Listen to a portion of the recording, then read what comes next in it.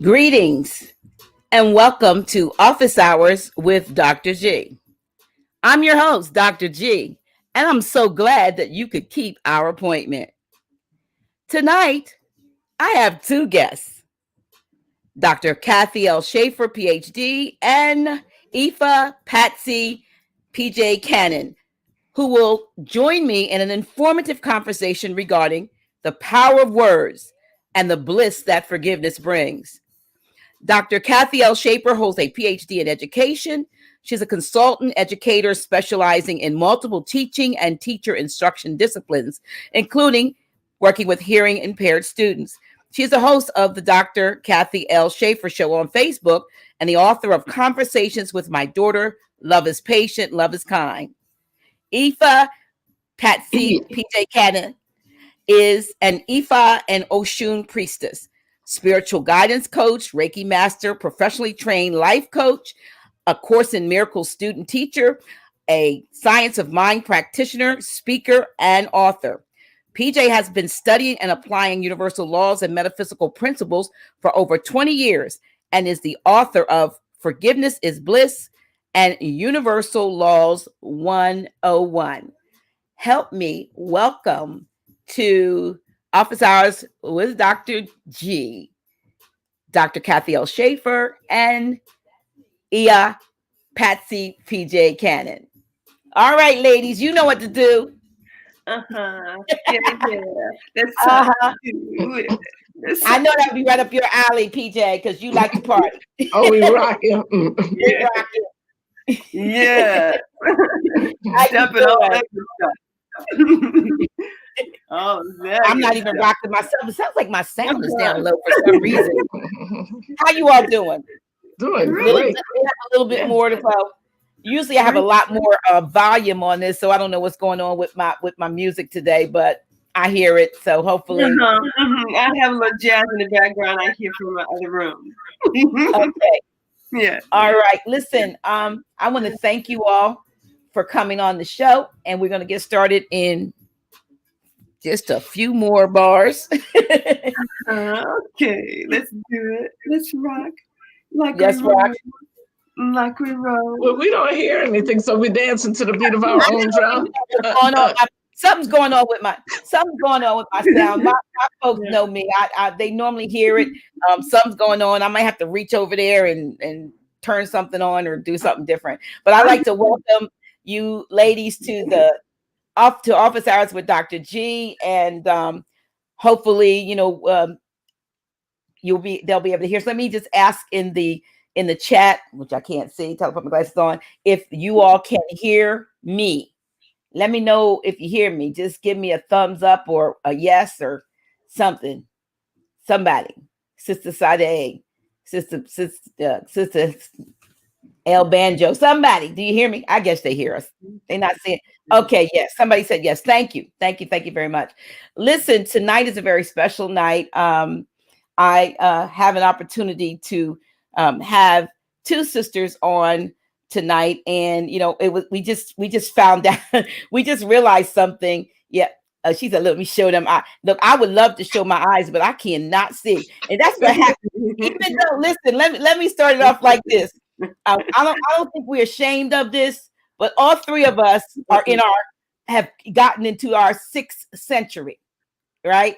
So I think being that, we've been around for 60 plus years, we got it. Yeah, look, we have earned the right to put our spectacles on, and my glasses or the screen is reflected in my glasses and all that stuff. So every now and then I do take them off just so people can see what my eyes look like without all the reflection. But thank you so much. Yes, I mean, it is an honor and a privilege to reach. Now, this is not a show about being in your 60s, but I'm pretty sure that if it might evolve into that too, because I'm sure that there is some advice that we can share with the listeners about aging gracefully, or I want to say aging in reverse, because I don't know about you, PJ, but when I met you, which is probably back around 2012, we were both at an event in Maryland, yes. and you were a lot older, like I was back then. And you know, we were both in ministry, so you know, you were doing what you were doing, and I think but you know, something about what we were doing kind of you kind of take on the persona, you kind of take on the look, if you will, of sometimes the what is expected of you in these certain, you know, areas that you are in. And so you look back, and I look back at pictures of me in 1994, and I declare I look older in 94 Yeah. than I did. I mean, my dress was down to my ankles and my hair was pulled all back, and I looked like Hester Prim, you know what I mean? But, you know, there's something about awakening. There's something about the awakening process, particularly, and I don't know about you, Dr. Shaffer. I don't know what your background has been from a standpoint of spirituality, but when you're when you're steeped in it, you know, when you're standing before the people and you're giving advice and counsel and all of this spiritual insight, there's somehow you have to take on this persona, you know, of, we used to call it holier than thou, but you know, it's just a something. And the funny part about it to me is that we also used to joke that a lot of people after the benediction, you know, they would come down off of that high horse, so to speak, and let their hair down and take their, you know, my grandmother used to call them surface weight stockings off and all of that stuff, and be who they really felt they were. So, but, you know, that's not what we're here to talk about.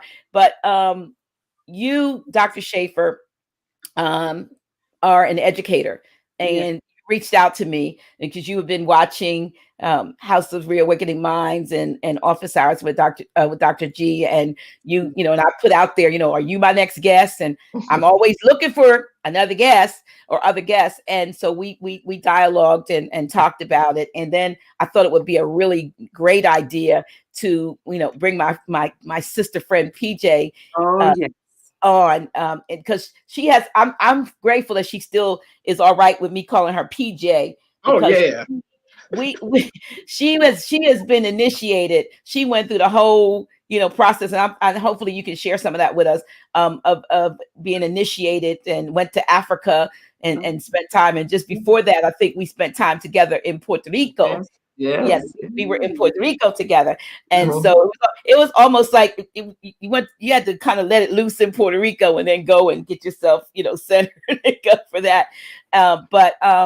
So I want to start with you, Dr. Shaffer.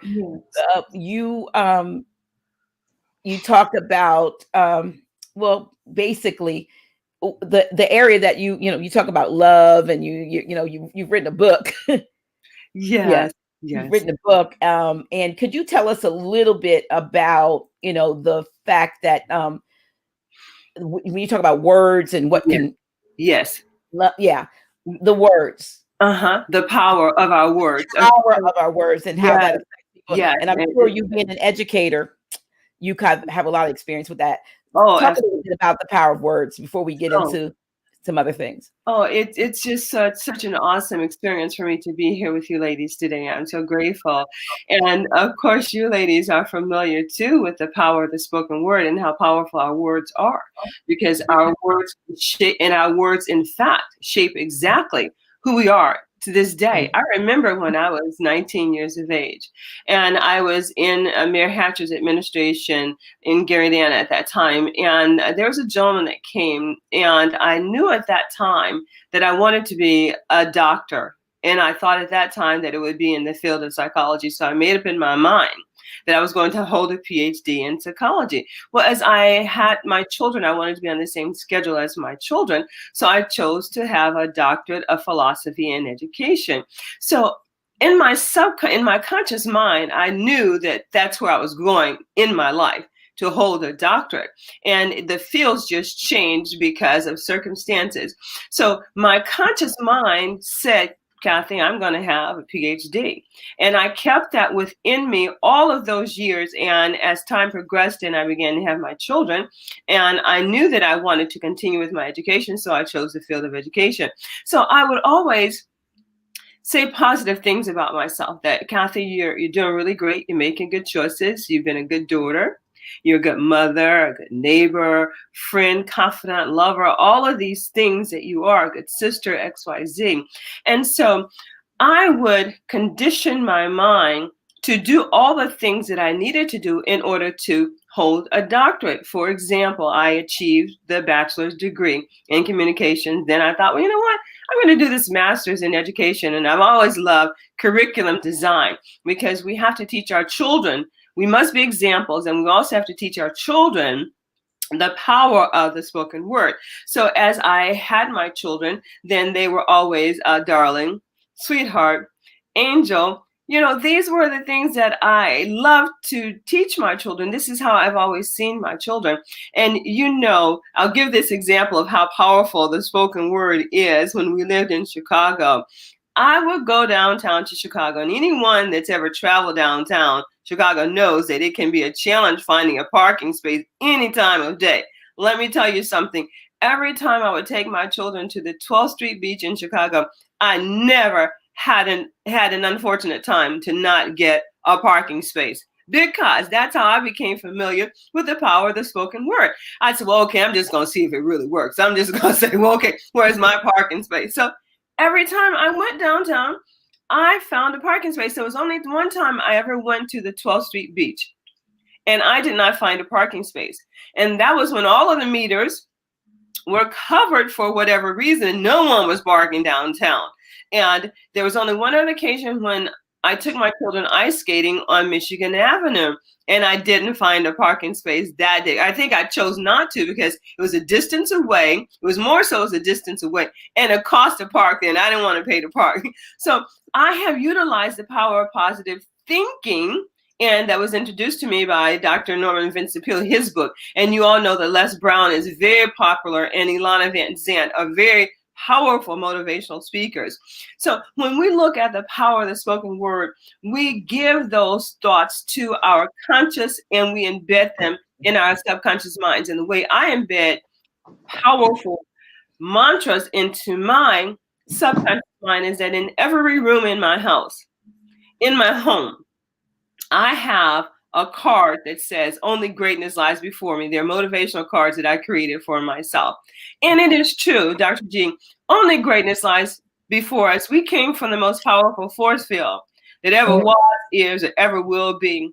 And by grace and mercy, hopefully we will have the opportunity on a non-ethereal level to reconnect with that force field. So we have to feed ourselves positive thoughts.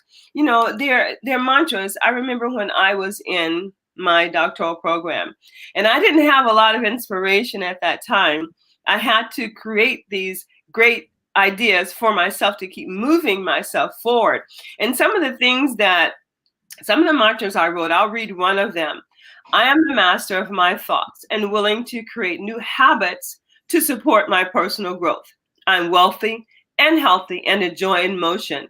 What I want from the universe wants for me and is best for me. And I know that in my spirit. Yes, and I'm great at what I do. So we have to give ourselves these positive words. And we have to not only give ourselves these positive words, we must take an action. Because had I not got up every morning and walked to the University of Illinois, Chicago, sometimes in 3, 4, 5 feet of snow, sometimes the temperature was 10 degrees below zero, and I'm still chugging. My face was covered with a yellow scarf. It was just that cold. But I was determined to do what I knew that I could do with the power of my spoken words and with my actions.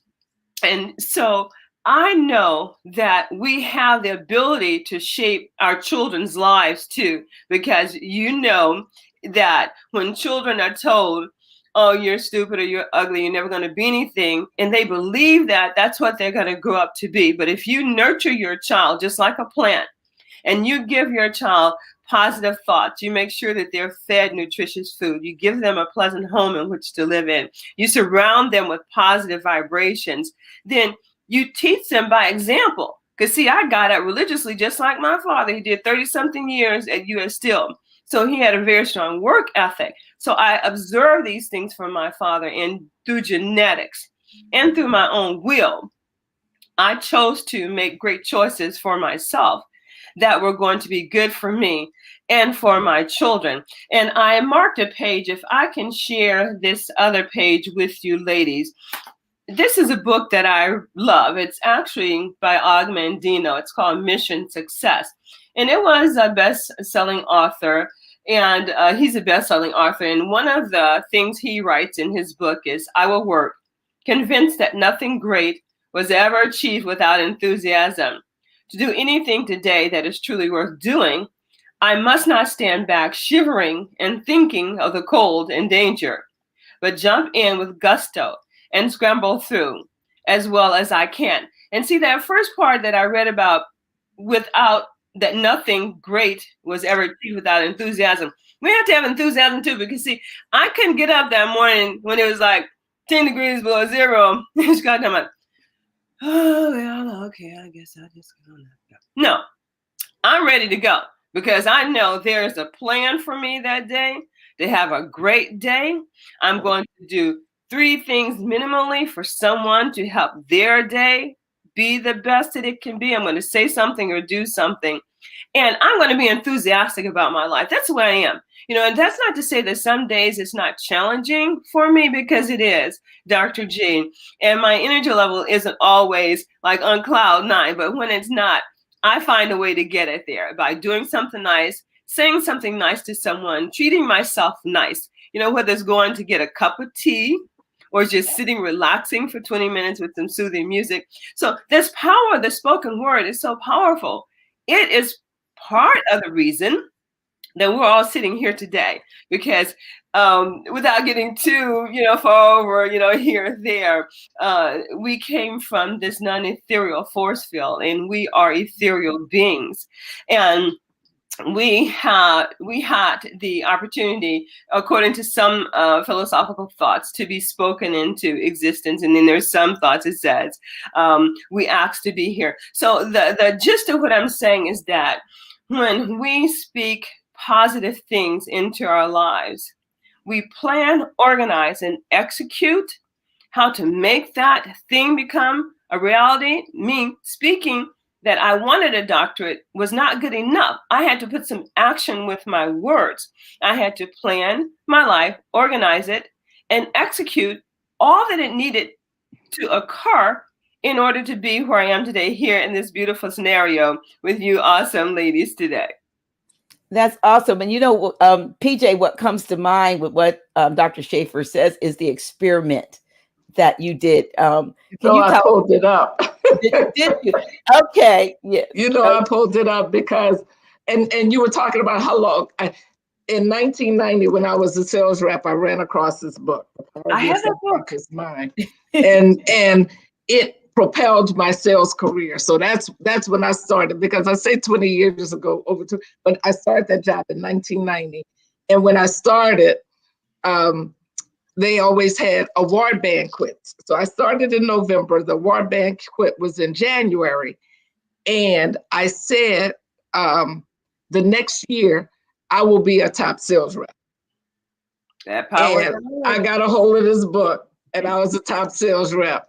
And I have had opposite experiences as you, with negative words that, impacted my life.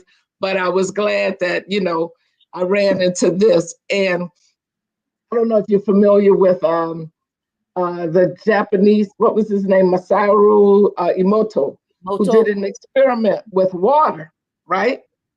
And what he did with the water, spoke ugly words to some water and loving words to other water. And with a high-powered microscope, you could see the difference. Wow. And if I can share your screen, since we're on the power of words, and I see there's some comments about forgiveness, and I love what the questions being asked. But since we started there, do you mind if I share the screen and show the? No, go ahead. Is that okay? Is that on topic? Okay, I'll do it. Yeah, I got it. Okay. Screen sharing is with screen sharing. Okay, let me see. Wait a minute. Let me put share screen. Here it is. And let me see if I can get to what I want to share. So am I sharing screen? It hasn't popped up. You have to bring the screen. Do you have the screen up? I have the screen up, and I wanted to go to my Did PowerPoint. you click on share screen on your Yes, share. Okay. There we go. Now, okay. Now So wait, are you seeing my PowerPoint now? Yes. Oh, yeah. Okay, so I'll put it in slideshow mode. So this is an experiment I did because, of course, I don't have a high-powered microscope. So I wanted to see if it really worked. Now, this is his experiment with the water. You can see how pretty, thank you, wisdom, truth, eternal looks. And then these, you make me sick, and ugly words, and what happened to some polluted water, and then polluted water when they spoke a prayer. So I said, well, let me try this with an apple. So I took an apple, cut it in half, and in one jar, I put loving words. In another jar, I put hateful words, right? And for 11 days, I walked by those jars and I would speak. I would love upon one. I love you. You're so beautiful. You're so sweet. And then the other one, I can't stand you. You are sick. You need to die. I hate you. I hate you. So I did that for 11 days. And you can see some of the words, sexy, and then you're going to hell. And my grandson was like, grandmother, why are you talking like that to the apples? Why did you put those bad words? So when it was time to open the apple, this is the unloved apple, right? Wow. This is the loved apple. Wow. Same apple, right? Same apple, same apple, same apple. And me and T did these experiments together. Wow. So if anybody does not believe that there were, and so that this, just like all experiments, and I do that in, let me stop sharing. I do that in, a course I teach. I let people, I don't share the results generally, but most people know by now. And I let them do the experimental exercise so you can see. So again, that helps you with self-talk. What are you saying to yourself? Yeah. So one of the things I've started because of this 32-day challenge I'm doing is like, I wake up in the morning, the instructions before you get out of bed is throw a big smile to yourself. Yeah. Then say turn around and throw a big smile to your partner. The smile is for me. Love self first. So with that about love self first, because somebody was like, how do you forgive people when they're doing all this, that, and the other? So I forgive because guess what? I love myself. The first line of my book says, after the acknowledgments, it says, I simply choose to forgive because I'm selfish. Now, you may say selfish is a bad word, but there is nothing more important in life than my joy and my happiness.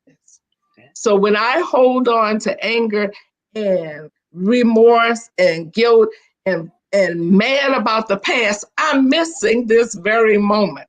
Yes. I do an analogy, a story about being at a Broadway show. At a Broadway show with my daughter, and we're all set up to watch The Lion King, and we're so excited because we planned for so long to go see The Lion King, got these $200 tickets, and we're gonna sit up front, and we're just ready to enjoy The Lion King. And here comes the procession and the music, and it's written in the third person, but anyway, I'm so full and excited. And then this person gets up, walks out, and steps on my toe. God darn it. Stepped on my toe and didn't say excuse. I'm mad. I'm pissed off. My daughter next to me feels my anger. We sitting there angry and miss everything about the Lion King because we pissed off, right? Rewind, got another story to tell you. Same man walks across, steps on my toe. Anger rises, but I remember I want to see this show. So I take some deep breaths. I start sending Reiki. And I remember I came here to enjoy the show. Now my granddaughter saw what happened, right? So you're okay. I want to be honest.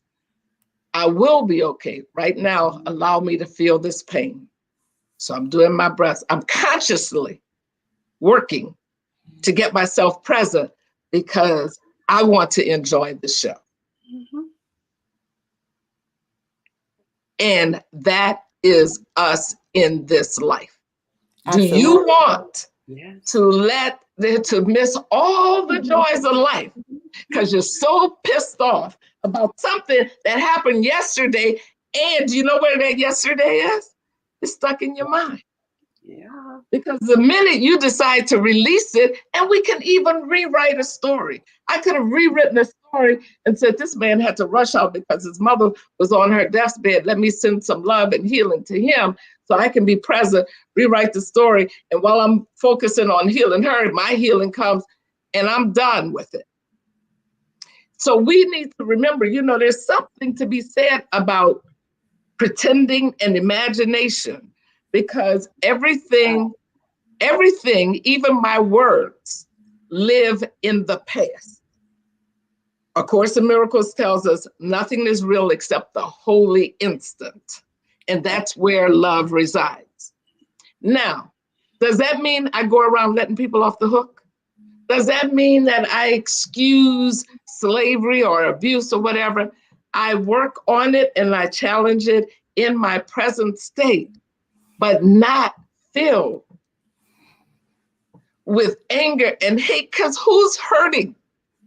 Yeah. See, and there's nothing more important in this world than that I feel good, than that I am happy, because I cannot heal you properly or help you properly if I am full of discord and disease. Who wants a Reiki practitioner who is built up with hate and anger about yesterday and anxious about tomorrow to work on them? Definitely When we're not. talking about energy, right? That's right. Yes. Yes, it is. So I forgive because I recognize how important I am. And see, the other thing, unfortunately, we were not taught, which is why I love Ifa and Yoruba tradition. It has reminded me, A Course in Miracles set me on this course, that I am the Holy Son of God. Ifa teaches the first deity. You know who the first deity in our lives are? Mother. Huh? Mother. No. No. Self. Oh. We call it the Ori. Ori, yeah. The first deity. And they do the analysis about all the Orishas. Well, Osun loves her honey, and I'm an Osun priestess. She's supposed to always have my back. Osun's supposed to always have my back. You call her, got a big pot of honey, she might leave me. Right? Even our parents might leave us, but guess who's always here? So the first person I honor when I wake up in the morning is me. Absolutely. I honor my Ori. I bless my Ori. I bless myself. I say prayers to myself. I honor myself. I ask myself for good guidance, good choices. I have an altar. I'm getting a shrine. That's up next. That's the next shrine I'm getting. But I have an altar set up for me. I light a candle in the morning for me. I burn incense for me. I honor the God self in me. Now, who's our next deity? You're absolutely right. It's our parents, our ancestors. No matter what you practice, you should know those two things. See? And when we recognize that, and we recognize the power, even the power within ourselves, as I'm honoring myself and blessing myself, because you talked about the power of words, what am I setting myself up for? Excuse me, lady. A good day. Right. Pray to myself. Patsy, come on, walk through this day with power, with grace, with wisdom and intelligence. Make great choices, make beautiful choices. Listen to your body. Listen to yourself. Honor yourself. Speak well to yourself. Self-talk. Oh, yes, you are a beautiful woman. You are smart, you are intelligent, and you make wise choices. Well, I'm so glad we chose this journey because we're about to have us some fun up in here. Yes. Yeah, and that has to be in spite of, you know what I mean? Because there's so many things, particularly over the last 12 months or so, that have come to the contrary, and people are in a state of flux, of unrest, of discord, and everything is for people. There's this new normal that they're trying to get us accustomed to. That is a total turnaround for many people, especially people who were working, gainfully employed, and so forth, and able to provide for themselves, their families, and whatever. Now all of a sudden they're wondering if they have to go to that food giveaway line, or are they going to be evicted from their home or apartments, and so forth and so on. But how does one, and it's either of you ladies, how does one, and we used to say in church this thing called high sock. David apparently in the Bible encouraged himself, and the word was high sock. So how does one encourage oneself in times such as these that we are living through? Self-talk. Self-talk. Self-talk. It begins with self-talk. I'm gonna, if it's okay with me to step in there, PJ, and respond. I say self-talk. We have to, and we must, absolutely. And you use the use of terms. Again, we're saying it's very, very fundamental here. I must, not I can, I hope. I must, and I will, and I shall, because we have willpower to do anything that we so choose to do. So as I said earlier, I had to do this self-talk all the way through my doctorate, because I'm trying to connect with individuals that are going to help to inspire me and push me on my journey. And I found such a lack of individuals. I'm like, well, okay, this is something I want for myself. I'm going to do it for myself. Then if that's what I need to do, that's exactly what I'm going to do. And I would create mantras like I read tonight. And the one I recently created, only greatness lies before me. And PJ, you spoke about this a little bit earlier, and it comes with believing in ourselves too. We must believe in ourselves. I created this, and I still say this to myself to this day. Yes, I can. Yes, I am. Yes, I will. When something becomes challenging to me, because I know that there's a power inside of me that makes me greater than sometimes I know that I am. Absolutely. Yes, I'm stronger than I know myself to be today. 10 years ago, no one would be able to tell me that I'm experiencing what I'm experiencing these days. And I walk through it with grace, because I absolutely must, because there's some activities that I want to do, and I'm not done doing them. And after April, it's going to be a new time for me to do some other things too. So we have to believe in ourselves. And I'll say this, and I'll yield the floor, Dr. G. In Norman's book, he says, believe in yourself. Have faith in your abilities. Without a humble but reasonable confidence in your own powers, you cannot be successful or happy. So when you say to someone, as PJ has said, that you love yourself unconditionally, vehemently, and unapologetically, they're going to know exactly what you're talking about, or they ought to.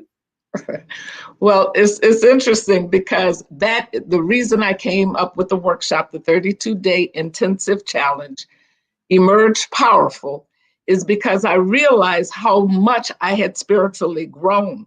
4 years when Trump was campaigning, he worked my last nerves. And I was in a Course in Miracles teaching. And one of the students reminded me, well, you're living a Course in Miracles. Why is he bothering you? And I released him then. Trump didn't bother me a bit for 4 years. Last year was one of the best years of my life. I went to Puerto Rico 4 times, went to New Orleans once. I did not embrace the trauma the world gave. Now, everybody's not there yet. Everybody is not there, and I get it. I wore my mask for everybody else's protection. I get it. So the 32 intensive that I do gives practical tools and rituals to help you get there, because we do know the power of words. But for somebody in the midst of, damn, how I'm gonna eat tomorrow? Yeah. Is to say, well, speak this mantra. It's not always so easy. True. So built into this workshop that I'm doing are rituals from the very beginning of learning who you are. Because unfortunately, anybody here, had you ever heard that you're the first God you should worship? Nobody told us that. No. So we don't know who we are. Correct. We don't recognize who we are. And so we pick up a victim mentality. It's something out there that is going to cause me sorrow, that's going to harm me, that's going to make me be anxious about tomorrow. Everybody last year lived anxious. Not everybody, because I wasn't one. So I know I wasn't alone. But a lot of people lived every day worried about tomorrow. And I'll tell you one practice that I had that was free beginning on this journey. I don't watch the news. You can't pay me to watch the damn news. I do not need to be hypnotized by CNN, Fox, MSN, or anybody else. It's hypnotism. We talk about the power of your words. If you are constantly hearing doom, you are being hypnotized. And coming under that spell. Of course you are, because mantras, you're hypnotizing yourself with a mantra. In a positive. You're hypnotizing. Be clear. That's what's going on. You're saying it over and over. And if you're in the own state, I do in my challenge, the mantras I give, they're instructed to say them 108 times, right? Because there's a frequency to that 108. So we're hypnotizing ourselves. What happens is, with what I propose, what is going on with this intensive and what I teach, the metaphysical principles, is to let us become conscious creators. Exactly. Because you're creating already. You created a parking spot every time you went out. It was like, don't worry, we're going to have a parking spot. So the same power you use to create that parking spot is the power that we want to turn on, that no matter who the heck is president. What? We don't care who's president. I am nobody's victim. I could care less. And I know everybody's not ready there yet, and this is a trigger for a lot of people, so I apologize. But it doesn't matter to me who's president. Not when I'm aware of my power, and I'm walking in my power, and I'm a creative force. Come on now. Hello. Because guess what? A 9-year-old girl was pepper sprayed by the police while she was screaming for her daddy with this new president and this new VP. So the changes we need to enact are still there, but we have to recognize our creative force and who we are. And by golly, why I love, I'm gonna end and say this because I feel I'm probably monopolizing, so forgive me. Okay. We're having fun. We need to understand the power of our ancestors. We call them Egun. Everybody, I bet everyone in this chat room, I bet you, Dr. Shaffer, I bet you, Dr. G, if you have not had an encounter with someone who has transitioned, you know someone who has. So there's no dispute that we recognize on some level that life never ends. Because why they're showing up in our dreams? Why do I have a smell? Why do I feel like my mother came and told me something? Why am I cutting my fish just like my daddy used to? Because the spirit is living, right? Yes, we're doing it. Yes. So we already recognize it. And Dr. G, I don't know if you're on Clubhouse. I just this week did a Clubhouse on ancestors. And the purpose was first for people to recognize you're doing the work already. Some encounter. If you visit a grave, that's a shrine, right? If you buy flowers when someone has died, you're doing a ritual. A funeral is a ritual. We do rituals. So these spirits are here. And just like I go to my mother and my father for help when they were living, I need to go to them now when they're in the spiritual realm and they've got better eyesight than I, and they know what the blocks are. Once we start doing these rituals of ancestor veneration and going to them, because the law of reciprocity works in the spiritual realm.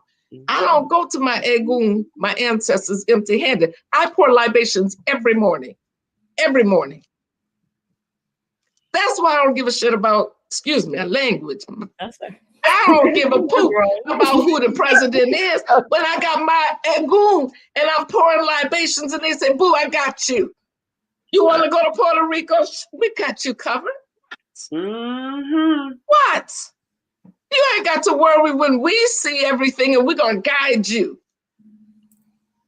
Right? So that's the power that we need to learn to tap into, and why I ain't got time to be mad at nobody when I've got my own work to do. I ain't your victim. A victim practices unforgiveness because I'm at your mercy. The only way I can be happy is if you're unhappy. I ain't got time. I don't. Not to relinquish my power to someone else. There you go. There you go. Dr. G, that was such a great... Before we go further, I need you all in the chat room to press the share. Come on, like, thumbs up, but share. Let somebody know that we are on the air and there are three. I'm putting myself in there. 3 powerful sisters. Yeah. That are putting priestesses up in this joint. Need to hear. We need to have this chat room filled. Yeah. Don't let them, let them get in because they may they may ask a question or something, but sure. It is so true. And I just wanted to say something about, just the power of words. When we go back to that before we go to you, Dr. Shaffer. Mm-hmm. When I started this, I'm in a lot of businesses, but my main one is the silver. And when I signed up to be an ambassador with this company, I was afraid that I was going to be too successful. Mm. Let me, because I was getting that, getting the check, and the check at, you have to be a certain age when you can make what you want. And, we coming into, this is the year when I get there, but I wasn't there yet. And I was afraid that I was going to, and I kept saying, darn. I didn't say darn, I said, damn. I said, what do I do if I make too much money? Make too much money. And guess what? I excelled. I'm still excelling.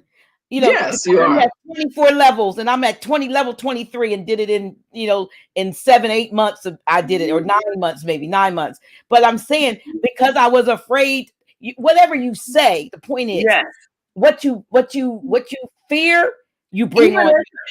Good, better, and different. So we can sometimes fear, the worst kinds of things and draw that to us. And that's what a lot of people do. But PJ, I love the fact that you have said, you said, I don't give a shit about. I really don't, because I'm nobody's victim. Now, again, that doesn't negate somebody. It may be someone's calling to really handle politics. That's fine. That doesn't happen to be my calling. And I don't think, this system is truly broken. Like, it needs a complete overhaul. So I don't want to negate anyone else's calling when I say that. So no. You're right. Not because I call it politics, but you know what? I was getting very, very involved. Don't look at when I look at mainstream media, I want to throw up. So I don't watch it anymore because it just gets to me. And you're right. This is a part of being in, but not of. So here we are, but you don't have to participate in every single thing that comes. You don't have to let everything come in your eye gate, your ear gate, whatever. It's not just what you take into your mouth, but what you see, what you hear. Yeah, all of those things are being ingested and digested, and then they're doing something to you, good, bad, or indifferent. So you have to be careful about what you're taking in. Love you too, Dr. Beverly Orr. She was a guest about a month or two ago, and she's saying, "Love you, 3 powerful sisters." Yeah. She's an awesome, powerful woman. Gotta get a bunch of us on here. But this is the start. I've got to get. I wanted to show y'all something else too. See, this is how I drink my water. Oh, I love that. Look at that, you all. That's what's up. All of these, she's done the same thing with her water that she did with the apple. Yes. Yes, yes, what I want. what I want. I want to live healthy and I drink healthy, right? Yeah. Right. So I'm infusing that into my being. So I think we need to start looking at ritual that we're doing, the elements of nature, and of course that's what Ifa is about. Utilizing the elements of Ashe, the power of nature, and invoking them. You know, when I was in Puerto Rico, I went to the ocean. Let the ocean bless me with all its secrets and wealth, and the Yes. salt water to heal me. Calling that Ashe, that's really taking that power of your word, the power of nature, because God is in everything. Yes, he is. Dr. G, you began with that question, how do we do it in the mornings when we get up? How do we get ourselves there? And PJ spoke about it. We wake up. I want to wake up out of my sleep, giving praise and thanks for the sun that I see, for the ability to see the skies, to be able to feel the wind on my skin. And I remember I was in a setting and we were all speaking words, and I would give thanks for the flowers, for the wind, because I remember one day I was sitting in my car and the wind felt so good on my skin. It was as if the Almighty was making love to me Yes. themselves, you know. And we really must go through this reprogramming of our minds, because when we look at certain things and we hear certain things, we must remember that that thing is a programming entity. So we have to reprogram our thoughts. I remember when I ran across this term in psychology, remuneration, REMUNERATION, the repetition of thought. So when we are reprogramming our minds to think positively, we must have a phrase. We must embed that in our conscious and in our subconscious minds. Because see, for a long time, I wrote this phrase, I am walking in my divine inheritance. And I had to write it before I could really feel it in my spirit and believe it, because I was having a challenging time. And I was like, you know what? Whatever's going on, I'm walking in my divine inheritance. That's how I'm rolling. Okay. So I was walking down the halls at the university because I'm going through this situation. And I walked down the hall and it clicked within my spirit at that moment. Cathy, you're walking in your divine inheritance. I'm like, yeah, that's exactly how I roll. That's exactly how I'm rolling. And when we realize how much of our lives we were indoctrinated into a thought pattern that that power was outside of us, that was somewhere up in the heavens, in the skies, then that's where we looked. And then we get to a place, I got to a place, I'm like, you know what, Cathy, you need to pat yourself on the shoulder because you did a real good job on that dissertation. When you got all those A's in those classes, in your graduate, your undergraduate, and your doctorate program, you graduated with honors, girl, you better give yourself some credit. You know, and you're a good mother, and you do a lot of good things. You bring flowers for your sister. You know, you give gifts to individuals. And that's something that I practice too, is that on a day when I may be feeling some kind of way, I'm going to go and I'm going to buy my sister some flowers. I'm going to buy my next door neighbor flowers. And these are females I'm talking about. I purchased flowers for my son's physician. You know, these are things that are empowering to me. And that's all about reprogramming our minds. And when we do these mantras, and PJ is absolutely correct, when we speak mantras and we speak to our ancestors, we must have an action to follow up with those mantras. Only greatness lies before me. Well, okay, I'm gonna get up, I'm gonna dust my house, I'm gonna clean my bathroom, I'm gonna feel real good sitting in my space, because that is an action that helps me to know that only greatness lies before me. When I get up and I exercise and I stretch my body, that makes me feel good. That's an action I'm taking that lets me know only greatness lies before me. And one other one is so that I love, that I'm available to receive more good than I have ever experienced, realized, or imagined. And I had to ask my son what that meant. More than I could realize. He's like, well, Mom, you didn't realize that I was going to be such a great person. I'm like, well, yeah, I kind of thought you were. You know, a lady told me in the park, in Grand Park in Chicago, you know what? Your son's, he's a great child. My son's only about 4 or 5 years old. And I'm like, well, yeah, he's my son. I kind of think so too. You know, but when we don't realize that we're walking in our divine inheritance, but we must do that in order to feel that.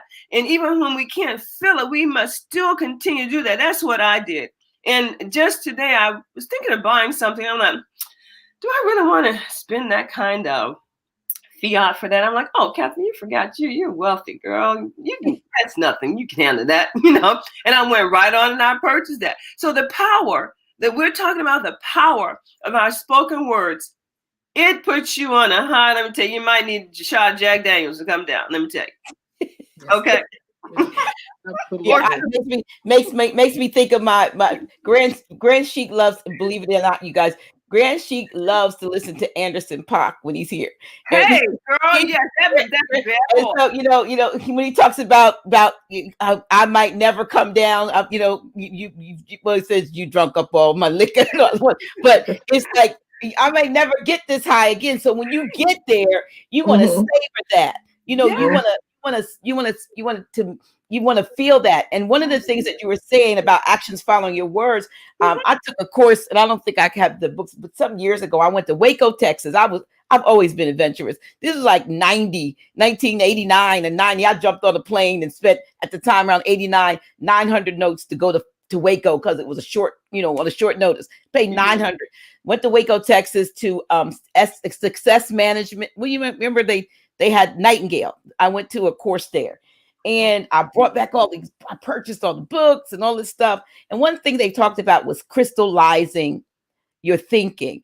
And how you do that is like, you don't just speak it. You have to speak it, you have to say it, and you have to write it. Yeah. So all of those three things helps what they call to crystallize a thought. They don't just say, oh, I'm gonna be great one day. But like you said, you're gonna do some things. You're gonna do some things. You're gonna write it down. You're gonna look at it every day. I have a thing on my mirror that says "Hello, gorgeous" in my bathroom. So when and I don't always feel gorgeous, but when I look up there, I'm like, God's talking to me. It makes you smile. Hello, gorgeous. So it's those things. There's so many folks, so many people are suffering. They don't have anyone to like with your experiment and with Dr.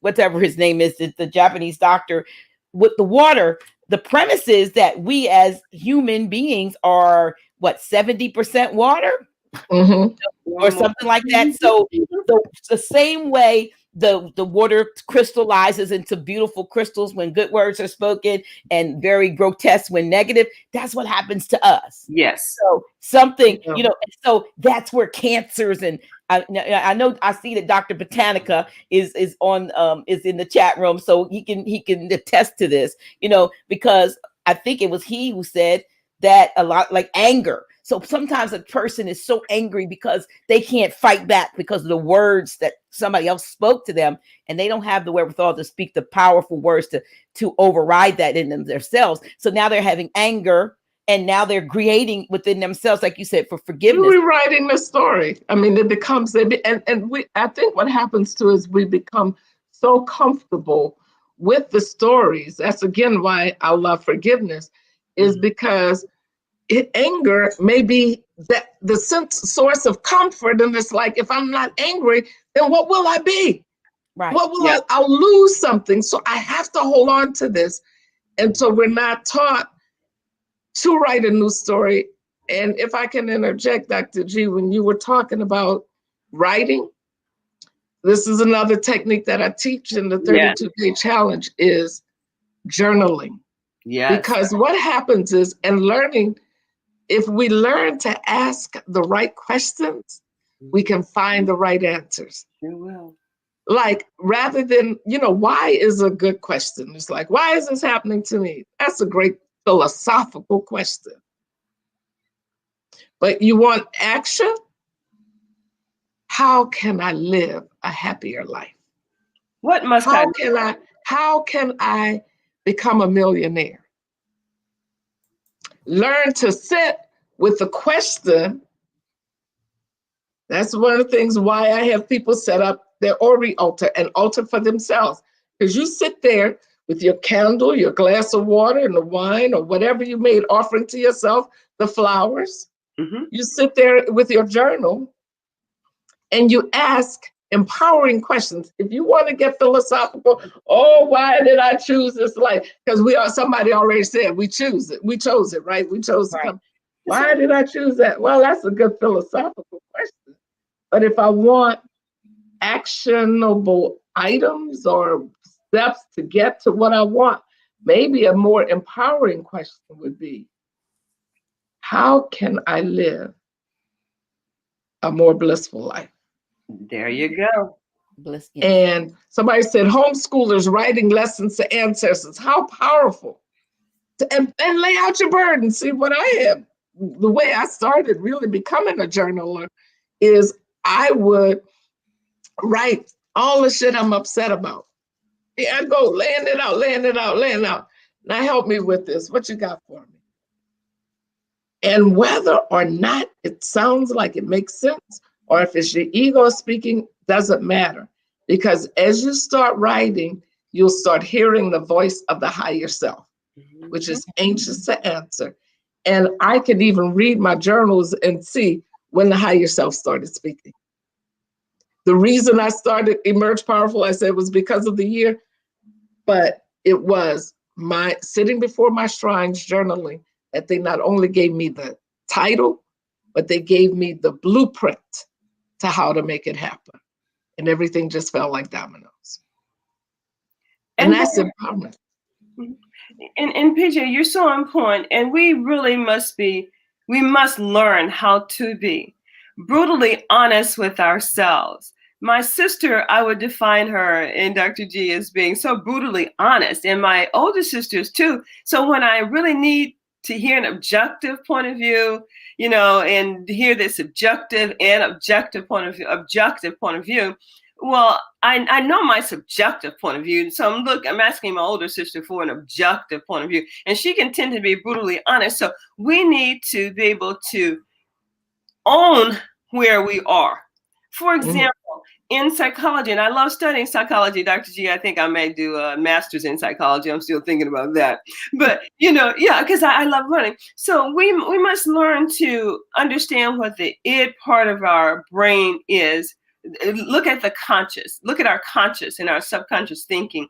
What part is id playing in this scenario here? What part is our ego playing in this? And what part is the super ego playing in this? Anyway, yes, I'm so happy to have this conversation because I was just thinking about forgiveness, PJ, this week, because I've been thinking about a particular scenario that occurred in my life and where it all began and how I began to internalize that because people were saying it to me to be hurtful. And I'm thinking, well, they know that I love them. And I never thought that I was prettier than anybody or smarter than anybody, or I never thought that I was better than anyone, because my mother taught us, you're not better than anyone else and no one else is better than you are. So we live by those principles. So it seems like it has taken me all of my life to realize where that came from. And how it was intended to hurt me and how I could forgive, because it was like I was trying to forgive. And I said this to myself within the last 2 days or so. Why did it take me so long to figure this out and to forgive? And sometimes meaningful conversation is painful. We have to have these conversations with ourselves, and we must be so honest with ourselves. Not finger pointing. Well, Cathy, they said it because they were jealous, because they thought you were our dad's apple of his eye, and he chose you because we were thinking he thought you were the prettiest, yada, yada. Well, I'm a child. I don't have a say so where I'm going with my father. I love him, so I'm going to go with him.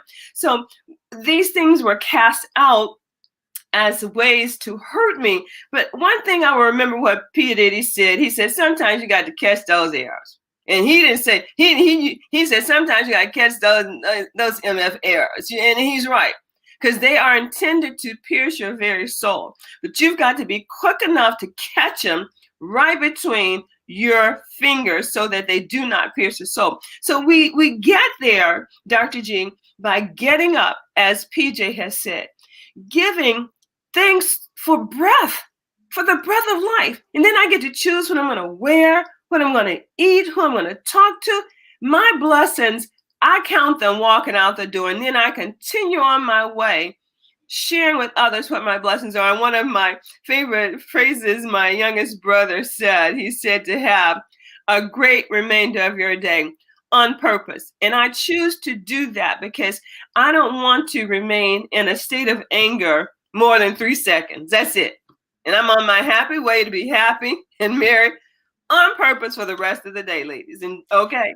Isn't it interesting that when you pause before you react? For instance, me, I have a hair triggered temper when it comes to what I call stupid drivers. So not that I myself am not ever a stupid driver. You know, because you recognize when you do something stupid or inattentive that maybe you did to somebody else what you think that they're always doing to you. But when I stop and not react to the almosts, the near misses, and not let myself get angry and overworked, there's a feeling of peace and calm that comes. When I let go, now I got to sit there, and even though the person didn't hear me, now I got to forgive them. I got to ask for forgiveness for me. I got to ask, the Most High in me, please forgive me for losing my temper. But when I don't lose my temper, I gain something. You gain something in keeping your peace. Because when you let your peace go, this is what I found in anger. It sometimes is hard to regain or to restore. But when you don't allow yourself to be worked up over, something that you could, have avoided, you have an easier way. But so many people have lost their lives because of a split second decision where someone didn't stop and just do a woosah, you know what I mean? Instead of, because even sometimes you may get angry with someone and then they come back at you, and it's not just a verbal, but it could be a physical thing because the way you react. So a lot of times, like I said, I have found how a lot of people project. Talk about projection. A lot of times what people might say to you is a projection of something they feel themselves. Why do we do that? Not wanting to take ownership. Oh, forgive me, PJ, if I may interject a thought here. Dr. J, it's so funny that you mentioned about traffic, because you know what? This is how I take ownership for myself sometimes. Like today, I was kind of in a hurry and flustered, and someone was driving, and it wasn't like I wanted them to be driving. So I said some fruitful words, and then there are some times when I'm out driving behind someone and I'm as patient as a lark, and then I'm like, Cathy, there you are driving. That's you driving, Cathy. And I just take, with a grain of salt, and I just move on my way, in a smooth kind of way. This book, also entitled Emotional Intelligence by Daniel Goleman, is a very good read, because you're right, Dr. G. When we allow ourselves to be reactionary beings to just the whim of any and everything, it doesn't allow an individual an opportunity to make an emotionally intelligent decision, meaning, well, okay, if they're acting silly, that doesn't mean that I have to give an opinion, period. I don't have to say anything. I can just pretend it doesn't exist, or go pretending I'm sitting on the beach in Hawaii or somewhere where there's beautiful black sand. You see what I'm saying? So we just have to be in control of who we are and take ownership of who we are. Right. And if I can add, let me say this. I think emotions are powerful. And I think when we're wise, we use our emotions strategically. Yes. Because every one of these Orishas in Ifa have an ego and have a gangster dark side. You want some fire? You call on Shango, huh? What? I had an incident, and it's funny, I had a dream that it was going to happen too. It didn't look like it. I mean, it was a similar situation. But anyway, recently I was having a tire changed on my car, and I had tire insurance to cover it. It didn't take them but about 30 minutes or 45 minutes to get me served with the tire. But waiting for the insurance to send the money over, they decided I needed to wait until the insurance money sent over. So I'm waiting patiently 2 hours, 2.5 hours. I'm like, calling my insurance company, and they said, well, they need to send this, they need to see that. The place was busy. And I'm like, we got to handle this. So after 3.5 hours, I'm sitting there in my little corner, and I'm like, okay, this has to stop. Y'all need to handle me. Y'all need to take care of me. Right? You need to take care of me. So customers coming in, and they're still ignoring me. So I'm at the counter now. The phone rings, and I tell the man behind the counter, I said, you need to tell them you have a customer in front of you. I was strategic. I knew what I was going to do. He picked up the phone, and he didn't tell them he had a customer in front of him. What did Mother do? What you think Mother did? I politely hung up that phone. I did, and I don't regret it. Yeah. You're not going to treat me like that. No, that baby, we don't operate like that. Right. Osun brings the honey. My name Osun Yoye means Osun brings the honey. But believe me, Osun knows how to wield a machete too. Hello. So we're not saying, I don't want anybody to think that we are saying be punks, ignore your emotions, forgiveness is bliss. So now I'm sitting here just really letting people walk all over me. No, that's not what we're saying. We're saying be strategic with it. Correct. Be strategic. Your emotions are gauges for you. When you know what you're doing, that's your GPS. They let you know what's going on. Because if we bury emotions, I'm learning my body really can tell me like that when the situation is good or bad for me. When I don't need to fool with somebody, but I got to listen to my body, which is the crux of emotions. It comes through my solar plexus. And if I start ignoring it because, I got to be this flat, good person in this world, that's not what I want anyone to think. And I'm looking at this El Banjo, and El Banjo is fired up. He must be Shango. He's Shango. She. Oh, okay. El Banjo is Shango. She ready to fire up. So at that point, when you look at it, which that energy may be needed, but it's all about balance, right? Yeah. So Banjo is fired up and is like, I'll be the one to be the anger and handle the machete. Well, we got to throw some water on her, right? To bring balance. Saying, because it's all about balance. Because if you're too much of any one thing, then you got a big mess, right? So I just wanted to get that part out. Like, I don't want anybody to sit here and think, oh, she's a little wuss. She gonna just let people walk. Not if you know me. But the funny thing, I have to say this.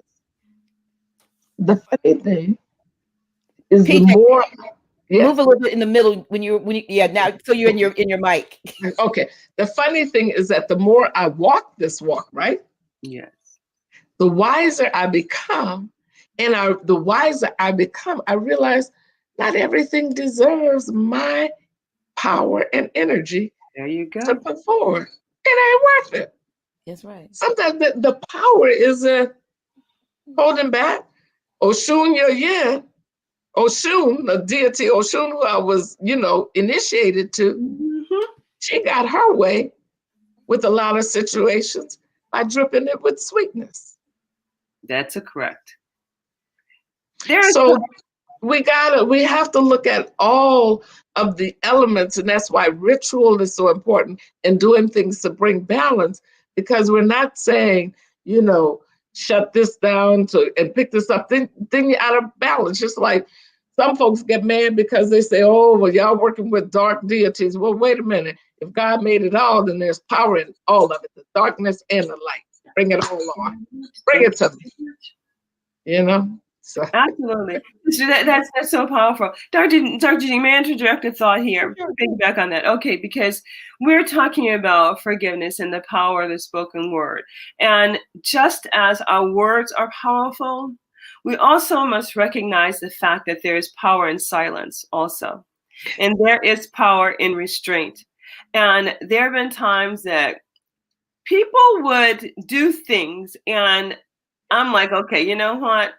I'm not going to allow that to rent any space in my head. For example, if it's a person who's driving a car and they don't like something that I'm doing, I won't even look their way. So I'm not going to even justify them giving me the finger or reading their lips, none of that. I just choose not to take a stance. I just turn my head in the other direction and just pretend they don't even exist. So that kind of power that we must learn how to perfect in silence is very strong. And we can do that through our will and our imaginations. You know, when we learn to use our imagination, how we're going to handle ourselves in a particular situation, that's power too. And when we learn that there is power in restraint, when I decided that I wasn't going to buy any more white sugar, then I thought, well, okay, I won't buy any more brown sugar.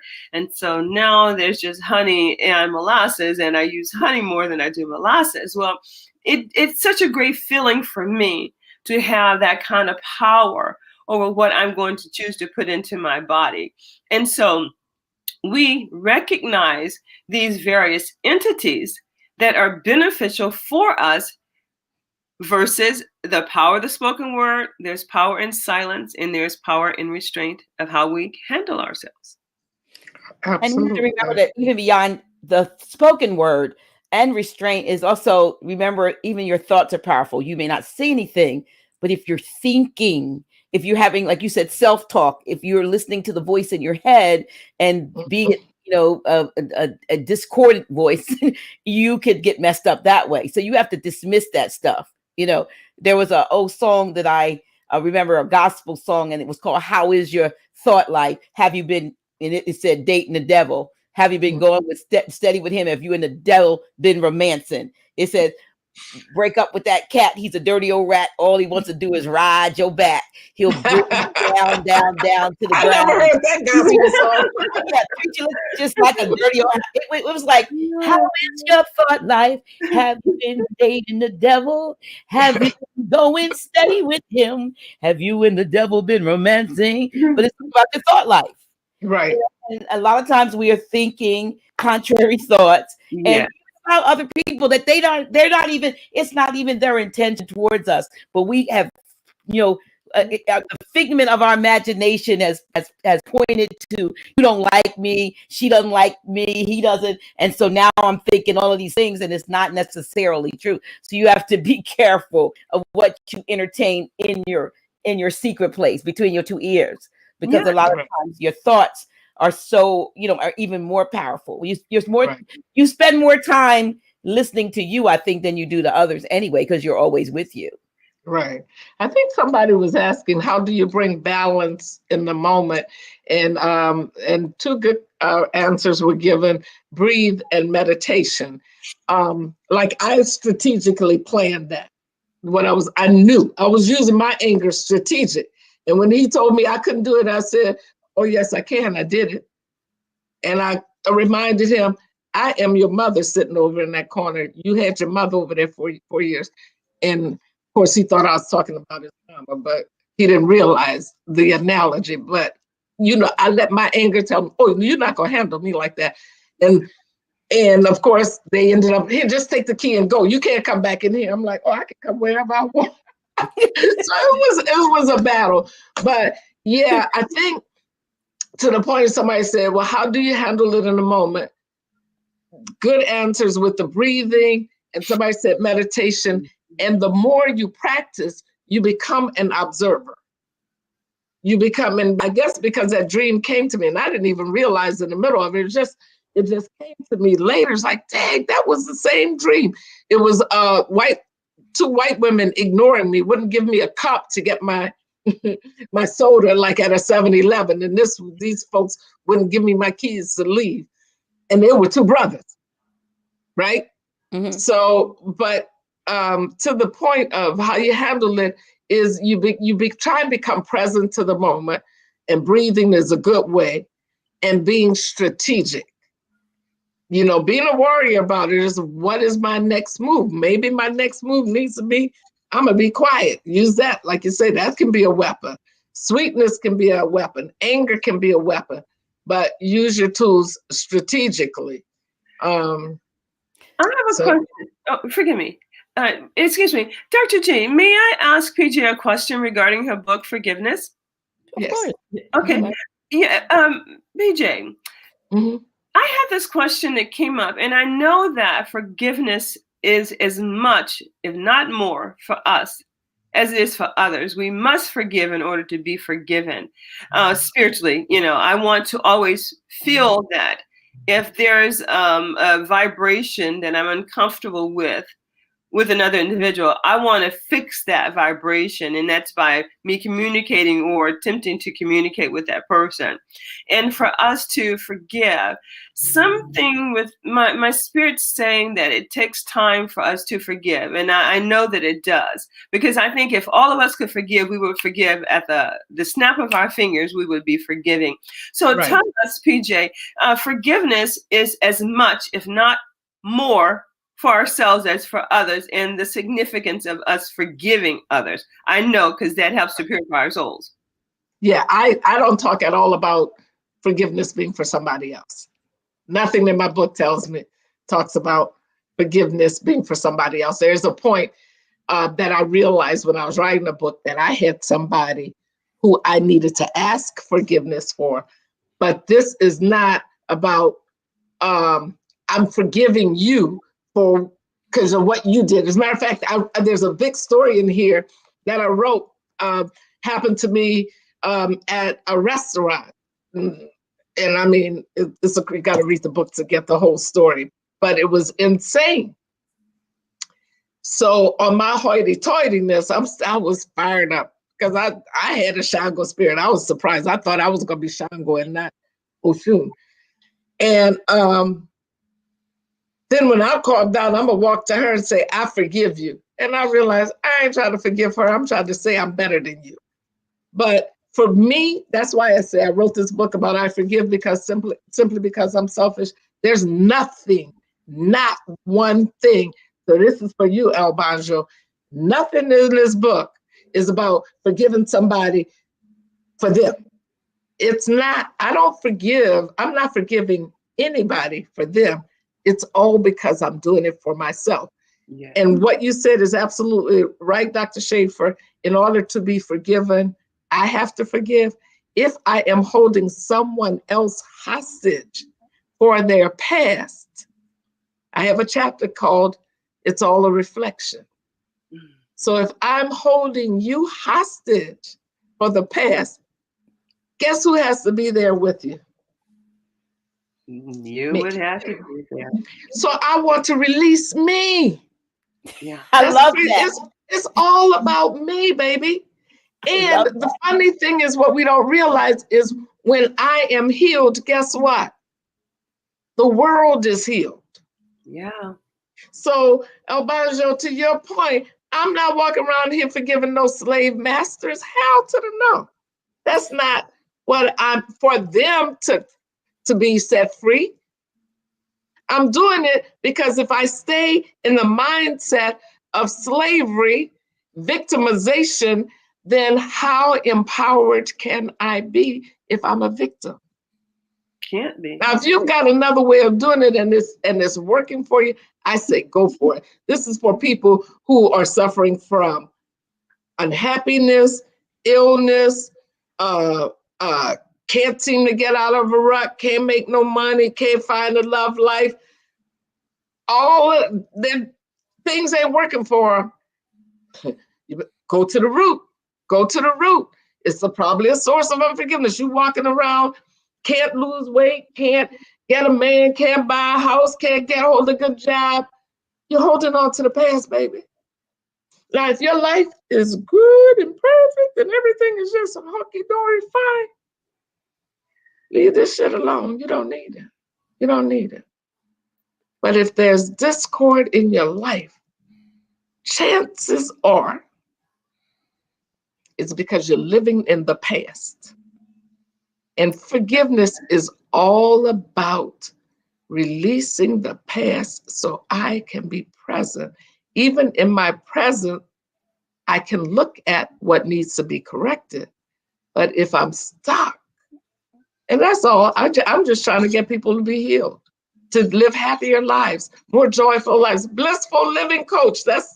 I'm the bliss coach. Isn't that Right? what Ram Dass said? Be here now, and Yes. be here now, Yeah. because we're still, you can't be in the future. What if? And you can't be, in the past. Why did that happen? And what if that happens? You have to be here now, present in this moment. And so many of us are so either here trying to be, and you're not really there. So that's where the thing gets crazy, because all you have is now. All you have is now. You don't have yesterday, and you don't have tomorrow. So it just lives in your mind. And so some people really, their momentum for life is to be angry and to have horror stories. So they enjoy television and bad stories. I mean, that's some people's momentum, and they don't want to rewrite the stories. Wow. And my invitation is, if that's your story and you have headaches and rheumatism and can't seem to find a good parking space no matter what, every time you leave out, it seems like Clouds something's going on your way. You just filled with bad luck. Then you might want to look at, how can I remedy and make some shifts. My mother used to say, it's an ill wind that never changes. And PJ, what takes us time to forgive? Like, for example, me, I was thinking today that I think for the longest time, I just got a realization of what occurred in my life, that it was not that person, but it was someone else. So I was struggling with, okay, how can we talk about this particular thing? And it's like, now it's not even necessary that we talk, because all of that is in the past, and it's so irrelevant, because I've forgiven the person that really started all of that. Because we have to be so confident as parents to not compare our children, to not allow them to be at discord with one another. We must teach them to honor and respect one another. And so I couldn't hold anything against my oldest sister, because it didn't come from her. It came from my mother. And the instant I realized that, I was able to let it go and forget about it. It just almost seemed like, Cathy, why did it take you so long to figure it out? And it became so insignificant. Well, it's probably also because you're doing the work. It's like, again, and so I think your first question was, and I don't know if it was the same situation, because sometimes, it's like there's an energetic force we feel around people, and we know it's not right, and we're trying to forgive them. If your body is really speaking to you that person ain't right for you, don't be forcing yourself on that situation. Right. Make different choices. Now, forgiveness is ongoing. I say the litmus test to forgiveness is if you can talk about it like yesterday's cup of coffee. If it still brings up something, then there's work to do. And the good thing about it, because I'm all about application, right? I've got so many exercises in here that you can do to help you process it. Because for me to say, oh, forgive, and you're like, so you want me to just forgive this joker my mama's still with who raped me? You want me to make it that easy? Come on, bring it real world. There are lots of women who have that challenge. And no, it ain't that easy. You got to work on it. Yeah, we have to do the work. But are we doing it? What I want to encourage people is do it with the primary focus being on you. It's not about forgiving, letting him off the hook, as much as it is about healing your mind. So sometimes we have to, and there's exercise in here, but it leads up to that. We really have to rewrite a new story. My story, my old story before I knew better was I got a whipping every day. My mother whipped my ass every day. I don't ever remember being hugged and rocked by my mama. That was my story for years and years and years. Are you the youngest of how many? I was the youngest. Them folks was tired. Mama was 44, daddy was 55. I'm the youngest of 13. Them folks was tired. Yeah. But I know I might have been bad, but nobody in the world is so bad that they got to get And, we called them beatings back then.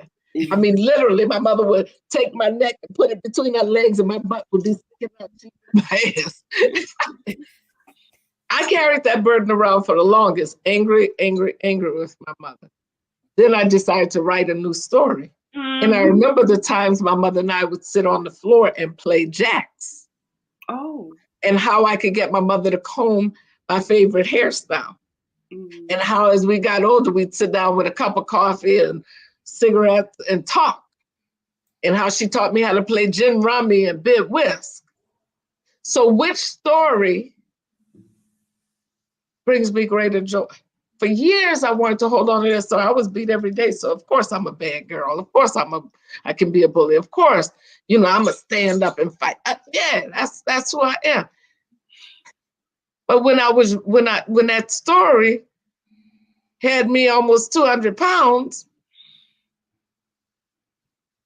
and not feeling joyful and running people away because I'm always angry, I decided I need to write a new story. And I could look in my past. And now, honestly, as long as I wrote that story, and I'm sure it was true, it's hard for me to imagine that really happened to me. Because my story is Mama taught me how to play jacks. Mama taught me how to play gin rummy, bid whist. Yeah. Solitaire. Yeah. These are the stories. Somebody was talking about Islam. I've been a Christian, Muslim, all of it. When I was 17 years old and decided to be a Muslim, my mother and I, Mama holding on to my dress, we on the porch, she tearing my long dresses. I think when they said Islam, they were saying Islam almost like a ashe. Yeah, ashe. No, I was just laughing because I just, that was a story that I could repeat over and over. I mean, how, I'm laughing at it, but how horrible is that for you and your mama to be, on the porch tearing up your dress because she doesn't want the Christian folks to see you a Muslim. You're so right. I've learned so much just from you sharing with me today. And I was so glad to be able to move beyond that. I just saw a different story in my mind. You're absolutely right. It was a different story that came to me, how events unfolded. And for some reason or another, I couldn't see that story 10 years ago that I was able to see just within this last week, and rewriting the story and the script. And I've learned this too about forgiveness and letting go of the past, and using my words to shape my conscious mind and my unconscious mind is to remember the thoughts of people that I love and that have gone into another realm of existence, to think of the good things that we did, and therefore I cannot find myself sad that they were no longer available for me to give them a hug or a kiss. So our words are so significant that we use to shape our conscious minds, to shape our subconscious minds, to form a better super ego, to make a better ego. It's good food for the soul. Yes. What about your book, Dr. Cathy, the Conversations with My Daughter? What was the inspiration for that? Yes. Conversations with My Daughter. Let's see if I can get a good shot of here. I think I have your book. I think, when did you write it, Dr. Shaffer? It was in 2013. I decided to write it after I had finished my doctorate. And I love to write, and I always wanted to write a book. And so I thought, well, you know what? I'm going to write this book about conversations that I've had with my daughter. Love is patient, love is kind.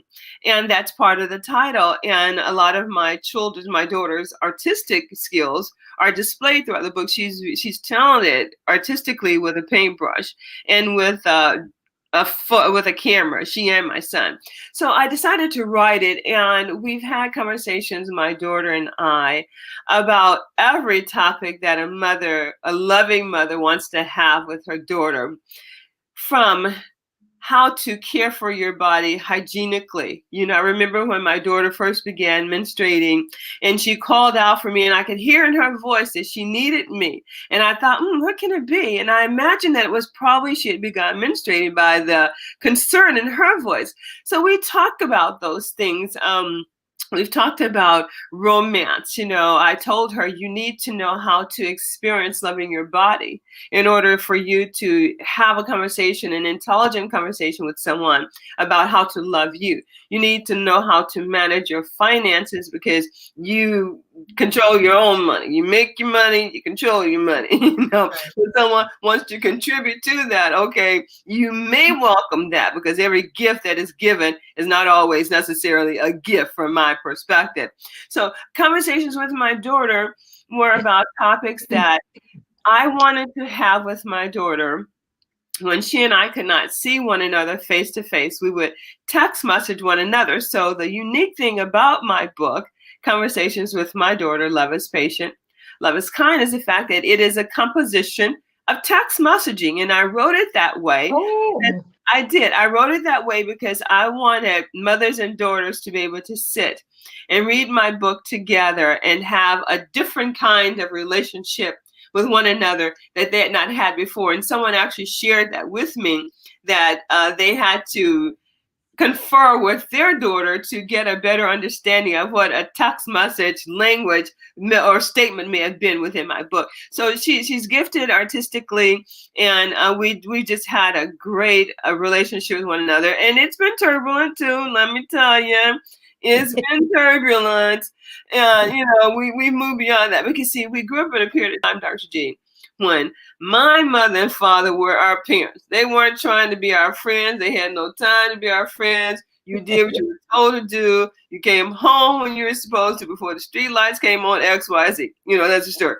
So I have had the privilege of being a mother and a friend to my daughter. So now that she's grown, I can be her friend more than when I had to be her mother, and I had to show her discipline, and I had to teach her that. And my actions as a mother teaching my daughter discipline is mandatory too. And even to this day, I'm very strategic about whom it is that I present to my children, because they are that sacred to me. And someone that is a mere acquaintance of mine may not be someone that I think is significant enough that they need to know my daughter or my son. You know, so therefore I will meet them at a neutral place like a coffee shop or someplace like that.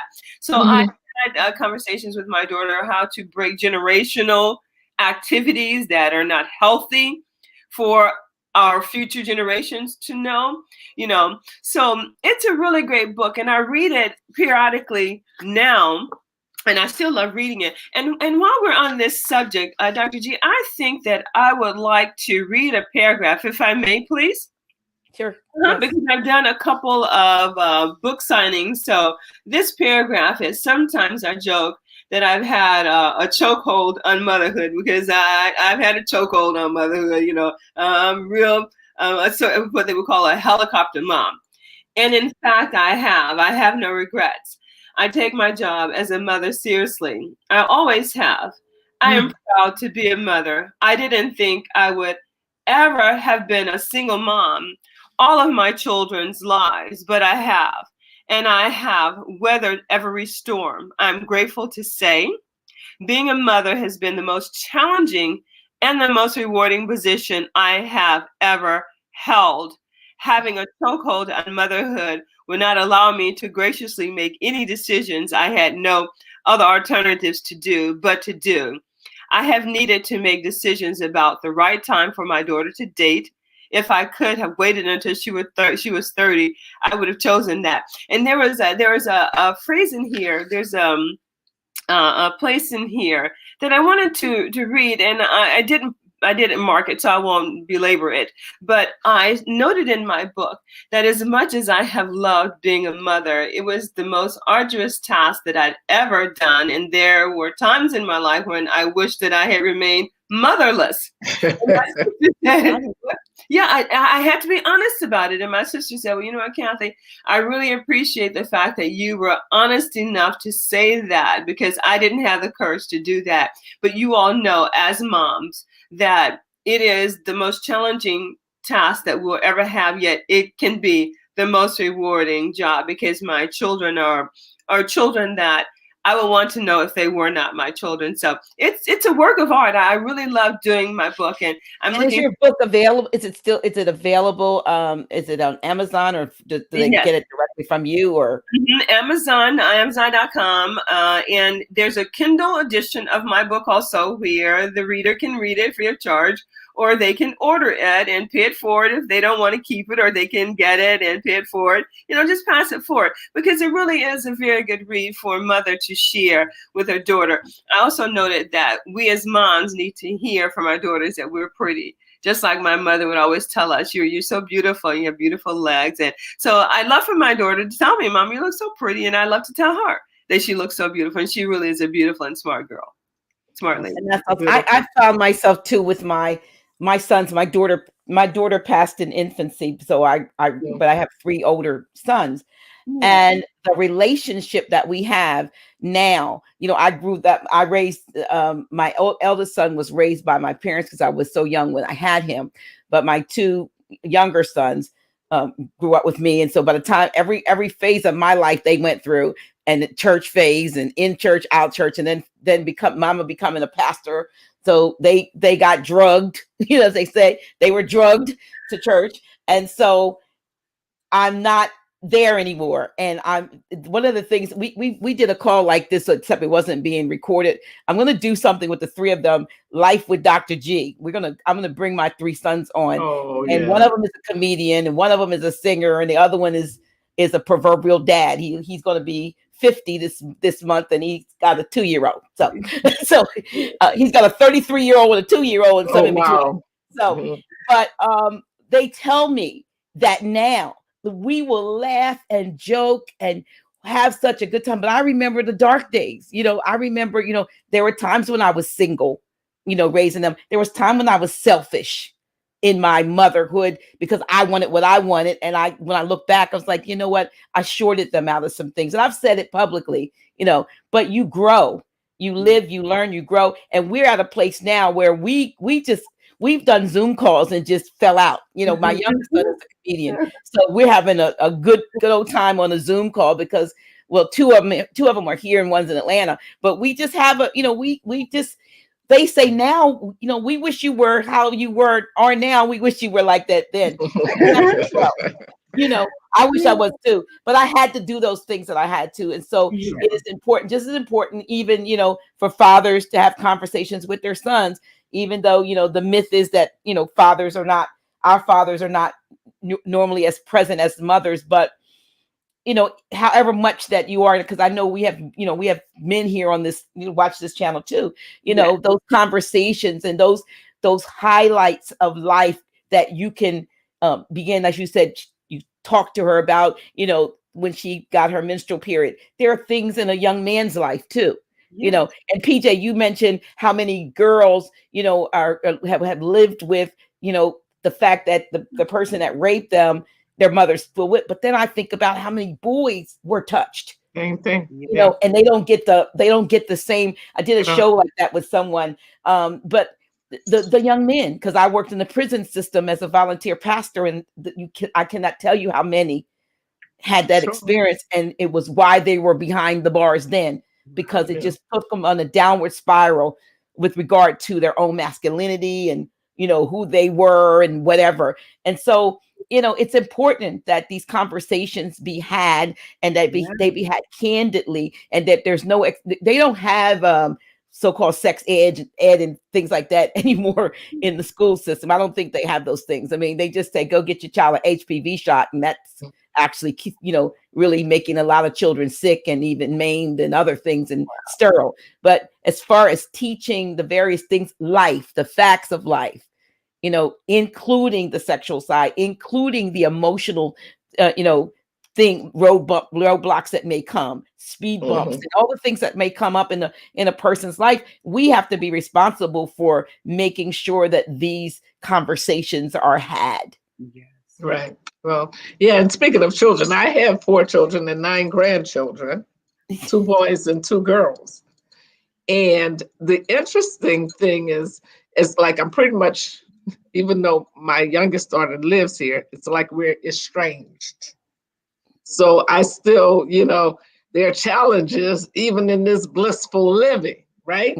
Right. There are challenges, but my faith is strong that, there'll be healing, and some things I regret doing, a lot I regret doing. If I had it to do all over again, I would choose differently.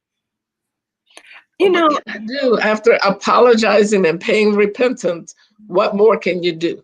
So at some point you have to honor yourself and say, okay, this is where it stops. But with that said, it just goes to show it's back to the process. Everything is a process. Yes. And one thing I'm real clear on, and I tell people this, I coach all the time. Don't you know when you signed up for this journey that's the whole purpose? The ups and the downs. That's why I said, if ever I write another book, the title of the book will be Life is an Amusement Park. Because our silly behinds go to an amusement park and we want to get on the roller coaster that's going to make us scream our heart out. But we get on it. We go and we want to go in the haunted house and we want to ride the bumper cars. Why? Because that's a source of excitement. So coming here, and this is one thing I understood with A Course in Miracles, coming here, we wanted to see what it would be like, the experience to feel separate from God. So within this journey are challenges, because that's what we came here for. Yeah. We came here to experience the ups and the downs, the laughter and the pain, joy and pain. Huh? Oh yeah. Like sunshine and rain. It's all one and the same. So we came here because if we had a static life, one of the gifts my mother gave me too, I remember. I'd be like, I want this for school. I want that, want the latest outfit. My mother was a hoot. You know what? It's good to want because you're still living. Because when you lose desires and you don't want, then your life is over. There's a question here because you didn't see it, and I'm not sure what was said that precipitated it, but VLRFB says, Sister PJ, what if it's your mother? And I'm not sure. Yeah. Well, I had to forgive my mother. That's what I remember. I don't know if you were here when I said my mother used to beat my ass every day, and not a whipping. It was a beating. And I carried it. And as I got to be a woman, and of course I could stand toe to toe, which as a young girl, I probably did too, which is why my ass always got whipped. I could stand toe to toe with her and, be angry and throw things at her. And when I say throw things, I mean throw verbally, throw, ugly words and things. But I had to, at some point, decide, how is this serving me? How is it serving me? Am I enjoying life with this disdain for my mother? And now that I know parents are your deities, see, that's the other thing, is whether they're right, wrong, or indifference, we still have to honor them. But some of us may have to honor them at a distance because our parents somebody may have parents who are detrimental to their well-being. So honor them at a distance in your mind. But it's all the more reason to honor your parents, because you couldn't be here if it wasn't for them. You wouldn't be here if it wasn't for them. So they deserve the honor. And your forgiveness, I mean, I have coached quite a few people through forgiveness with their parents. And one of the first things we talk about is, what if you gave your mother permission to do it all wrong? What if you gave her permission to screw up and do it all wrong? When you start a dialogue from there, then you realize, if I give my mother permission to do it wrong, then I'm freeing myself for those things that I have done wrong as well. See, it always comes back. Because if mama can't do it, mama didn't do it right and she's wrong and I'm screwed up for it. Like, wait a minute, mama didn't have a manual. I don't know her whole story. I don't know what trauma she faced. What if I say, mama, you did it wrong, but you know what? I give you permission. I release you. That's powerful, PJ. And I'm going to add to that too, because I preface when I talk about my parents, I had the most perfect mother and father that I could have ever asked for. And I'm going to tell you what, we are all a work in motion every day of my life. I've even asked my children, how can I be a better mother and father, a better mother to them? And we must also remember that our parents made the best choices that they knew how to make at any given point in time in our lives. And in addition to that, I would like to say, my mother and father gave us the greatest gifts any children could ask for. And that is, my mother and my father loved us dearly with a passion. My mother's life was us. We were my mother's life. She didn't have a social life. She didn't go to the club. She didn't go to the women's clubs. None of that. My mother would send us to church so she would have some rest time because there were 6 of us and she had to work every day. You know, she and my father were workers. And they gave us a roof over our head and they gave us food to eat. We were healthy children in the South, let me tell you. And those 3 things that my mother and father gave us are priceless. And I worship the grounds that they walked on. I love my mother and my father to this day, and both of them passed within a 4-month period of time of each other. I love them with a passion. I have always loved my mother and my father. And, you know, it's so funny because individuals thought that I probably was a daddy's girl, you know, but I love my mother with this passion that I wanted to feel that she loved me the way that I felt like she loved my oldest sister.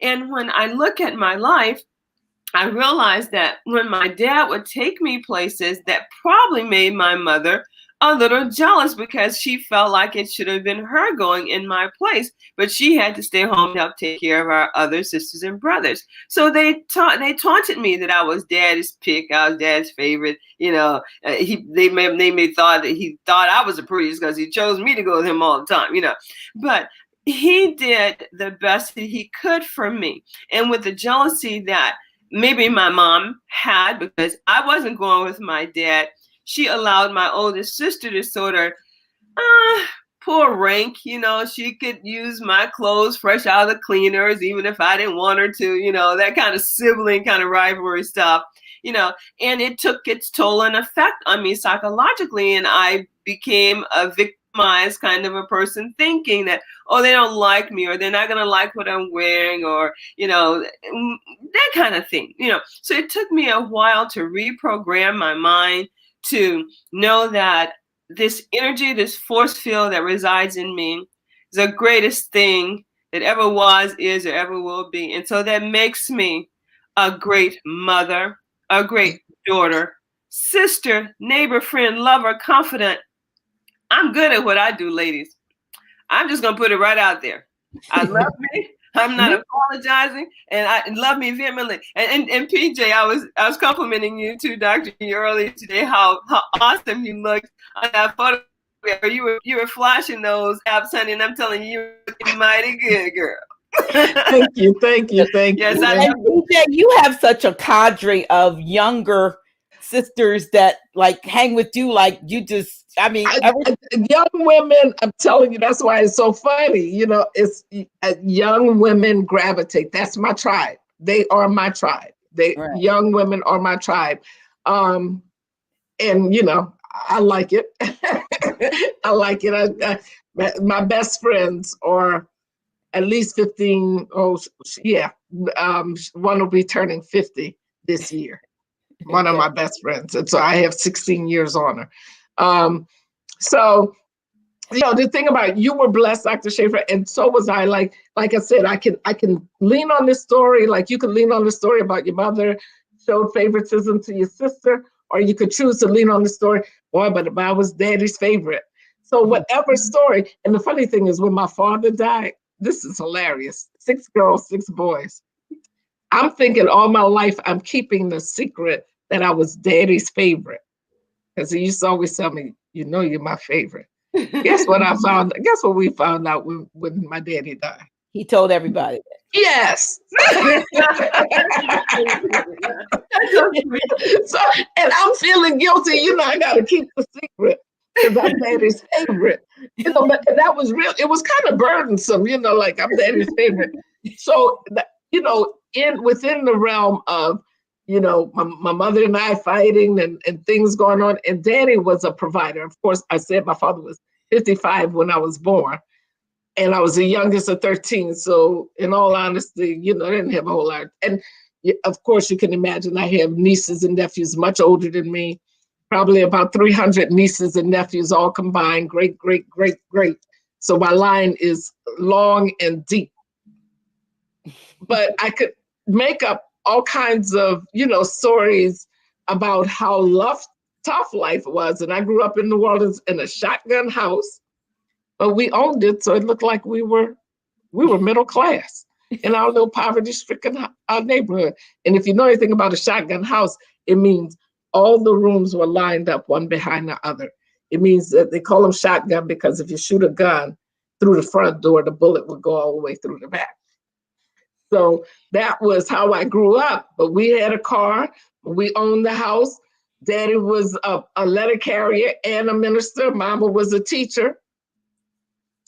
But in the realm of things, because she taught at a private school, in the realm of things, we had no money, but we thought we did because none of our neighbors owned their houses or had owned their cars. You know, so it depends on the story we want to write. Yeah. And if we want to improve our lives, if we want to feel good about ourselves and live healthy. I can't tell you, like people talking about these. I don't remember the last time I had a cold.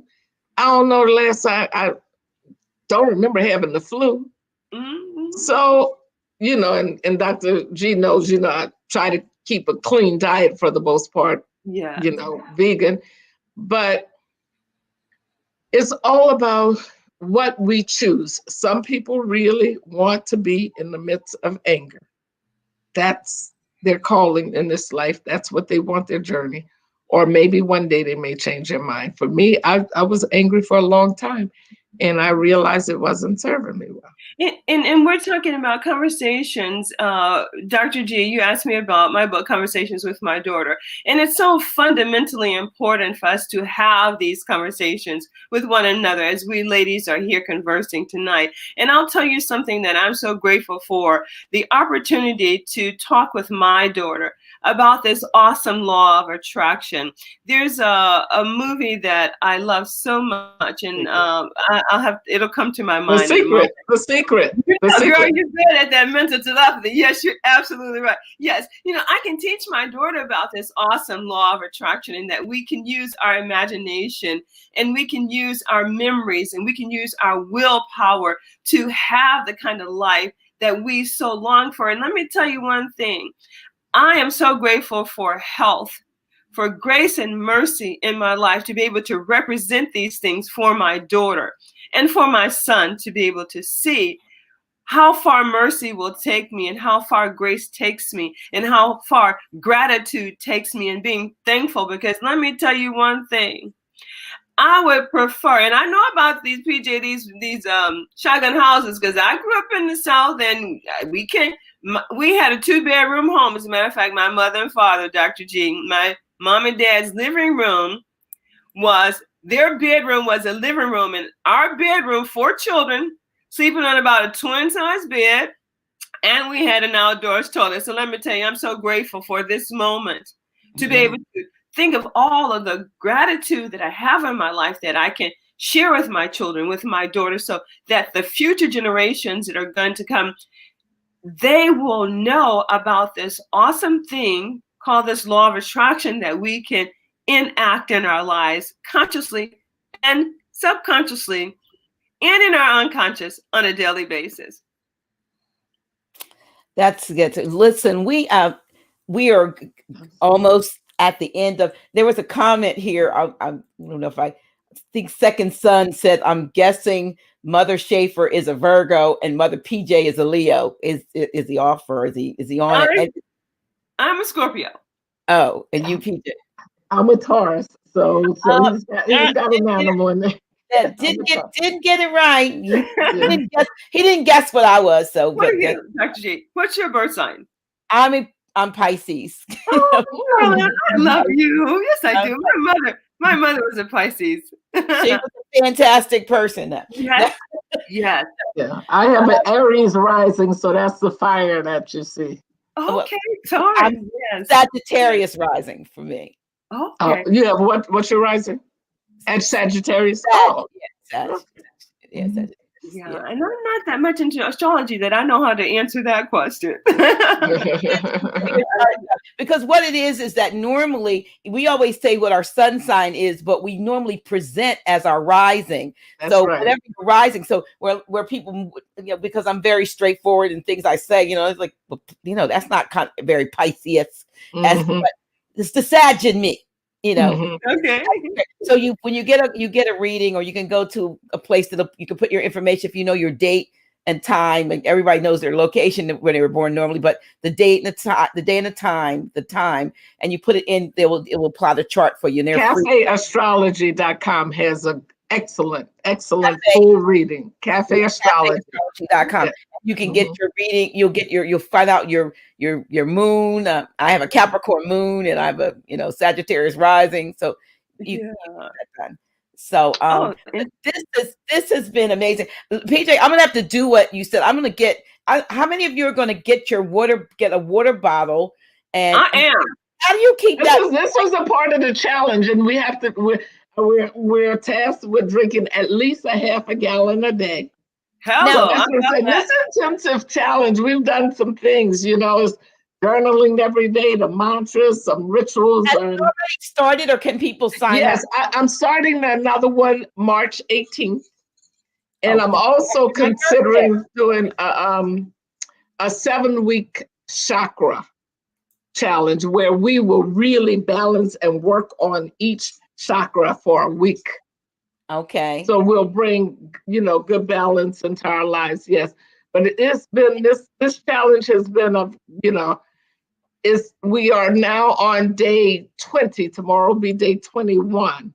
Good. And the shifts have been incredible. Of course, I've given them some, formulas for ritual baths, so they know how to bless their Ori with spiritual baths. I'm going to teach them a little candle magic. So men as well as women, or just women? I do. I actually have 3 men in this class, which surprised me. Okay. Which surprised me. And also, I was going to say real quickly, my book, I'm selling. I put up about my book. I've sold more books to men, my poetry book to men, than women. And I was like, oh my goodness, the men are buying this book. So I hope it does something, because that's normally that's a switch. But I wanted to make sure if there are any men listening. And we always have a larger replay audience that sees it. So I want them to. I put up your blissful live. I've been putting it up, blissfullivingcoach.com. Thank you so much. That's where they can actually go and sign up. I'm assuming. I hope. And that's where they can get my book from as well. Amazon has it, but Amazon has it for $800 because I got out of print with Lightning Source, so I got to get that reset. But I do have, copies in stock, so they can get my book. I also have products. I have an Ogun protection oil, which I use, which is a powerful protection oil. I also have some Osun inspired rose water, and I have coming out also Osun inspired body butter. Yeah, I've seen some of the things on your site. So the classes, I assume, are they on Zoom or Patreon? Where? Here's what we do. So we have a private Facebook group. Okay. Where every morning they get the assignment for the day, the challenge for the day, and once a week we have a Zoom interactive call. So it's and it's, you know, my tribe are usually people who are on the precipice of, you know, exploring something greater than what, you know, maybe like they've heard about positive thinking and affirmations, but they're not quite sure how to apply it. So I'm all about application. I'm going to contact you after this because I want to turn you on to something that you might want to incorporate. Okay, cool. You might want to incorporate. You might want to get in front of this and be the one that introduces this to your. All right, let's do it. Let's do it. But thank you so much for promoting it as well. It's another modality for you to incorporate in what you do. So listen, we're at 2 hours. A lot of times when I even you, I think you said PJ 2 hours. And time well, you know, that's funny thing because I do, like I said, I started doing Clubhouse. And this for AOL. I mean, is that just for AOL? Is that just iPhone users right now? But it's an exceptional platform. If you like podcasts, it's like podcasts on steroids. It's an engaging dialogue. So you know, I'm an Android. And I've been waiting. I'm like, is it gonna? My son told me they're gonna have to. They're gonna have to. But I'm telling you, it's really nice. So like this, and you know, others get like here where they're where your people are speaking here at interjecting or making comments here, they could be invited to the stage and ask questions and make comments. But you have control. So it's almost like a Facebook post but you're talking to each other and having a dialogue. And just like you can leave one post and go somewhere else, you know, leave quietly and come back or go explore somewhere else. So it's nice. But last Saturday, like I said, we did ancestors, and after 2 hours, it's like, I'm spent. I gotta go. Y'all can stay. So I think they stayed it was well over 2 hours that they stayed. Well, I hope they will expand it for Android users, because I've heard about it, and I'm not about to go over there to the iPhone place. I'm trying to totally get out, period. And I have another phone that I know about that doesn't even, you know, have any of those. It's not really, it's Android kind of, but it's not, because it you know, it just keeps you out of all of those surveillance modes. You know, they're not tracking you, and they're not tracking you and sending you ads and all of that. They're not selling your information. It doesn't do that. So, you know, nowadays we want to try to get as private as possible. But listen, this has been an amazing. Thank you so much. Thank you. And we have to do it again. I also think I've been saying this to the sisters. I want to, as I'm gathering my sisterhood, I want to do something on a bigger, broader level where several of us can come together and do I don't know whether we're going to just do something on Zoom or Patreon, where we could actually do a conference and actually do like a half-day conference or something, coming together with all of the great and wonderful sisters that I have, you know, connected with. And certainly you two will be invited to be part of that. I would love that. Yeah, Mother Kai, you know, some of the others, Zinzele, who I had on recently, who's a poet friend of mine. There's just I just want to get the sisters together to come, and like all that we have, that we can give it in something that they could, with the takeaway. You know what I mean? We don't want to just talk to them, because we want to give them, like, you know, PJ, you have such an experience in giving them assignments and so forth. So we want to give people something that they can take away. Right. Yeah. I like to do that, because, you know, it's easy to hear, you know, like I said, my book is full of exercises like forgiveness, like, how you want me to do that? So there are processes that we need to do, and also the processes for the mind shift. If your self-talk has always been putting yourself down, so what's the process? And like I said, the first thing we learn is how to make an altar for ourselves and to begin loving up on ourselves. That's week one. I'm gonna have to sign up for your next class. Well, I would love to have you. And and the thing about it is great for people who are already in a spiritual practice, because again, it's a challenge. Because I have to remind people, I told them it's coming fast and furious, and people might get behind, and I'm like, it's a challenge. It is a challenge. The intention is for you to learn how powerful a spiritual discipline will be for you. Yes. Because sometimes we know, I know I can, say these affirmations, or I know if I drink water with words on the bottle, I'm doing something. Well, in this challenge, do it. I like that idea. Yeah. Yes, we're gonna do that. Dr. Bev, she's an amazing show, ladies. Thank you. Want to get PJ's book. Thank you. Go right here to blissfullivingcoach.com and get her. And Dr. Bev, we're gonna get you on that panel that I'm talking about, and we're gonna do this. I'm gonna get I like the number 9. I like the number 9. 9. Applied science of the number 9. So I have to go back over, all my guests or the ones that I know, and I'm gonna get 9 of you all in together. So I invite your people to please follow me on Instagram. I'm trying to fill up my IG. I'm Bliss Coach PJ. But if you find me, a Patsy Cannon, Bliss Coach PJ is me. All right. So thank you, doctor. Okay. So wait a minute. Follow. Somebody's calling me. Don't they know I'm on the air? Follow PJ on INSTAGR on IG. I think that's IG. Yeah, Bliss Coach PJ. And if you're on Clubhouse, please follow me.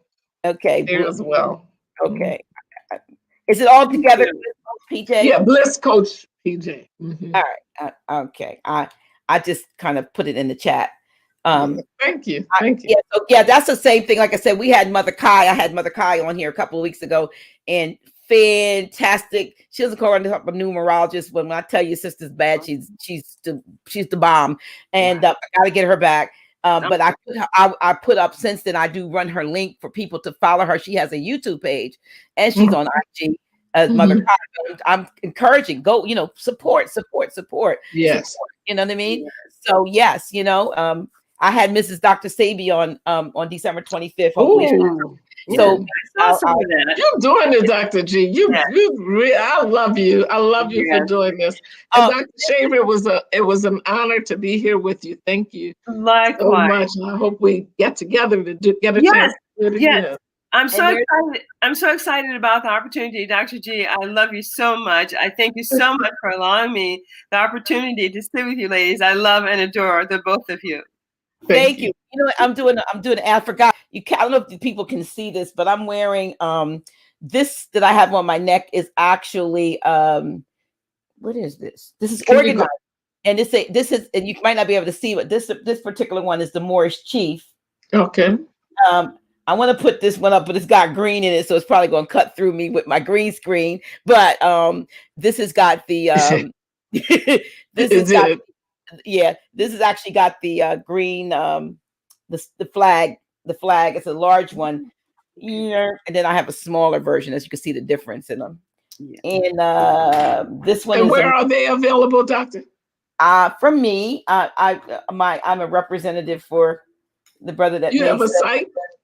They just have to hit me up on. They know how. Everybody knows how to get Dr. G. This one is actually the Circle 7, and the thing that what these are not just symbols, and and also PJ, I'll be able to get some ones if you want, like the Flower of Life and all those different ones, the symbols that you're using.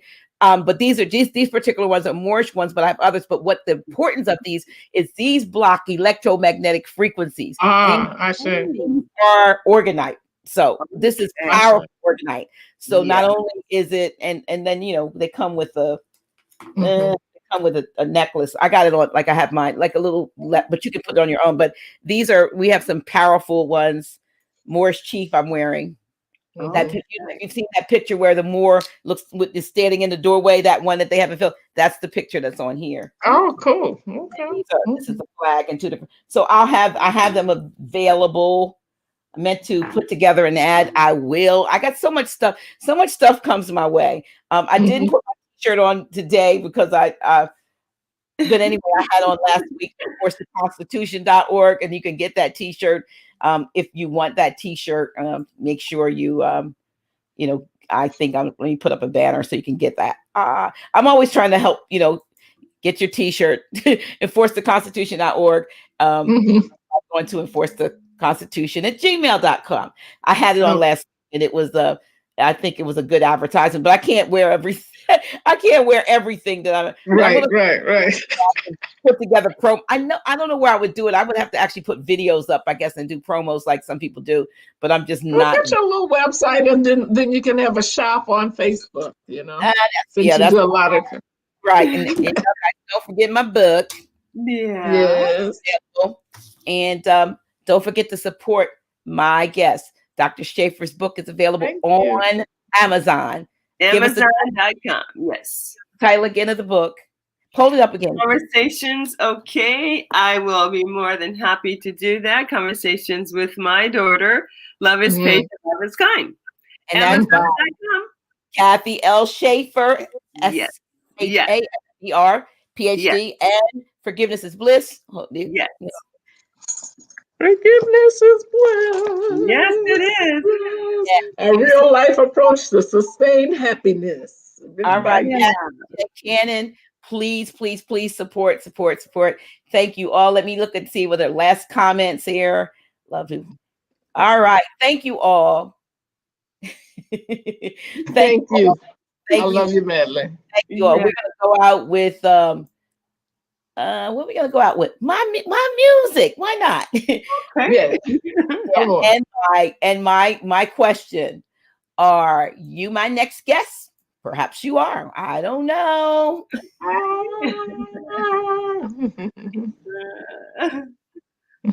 It was a blast.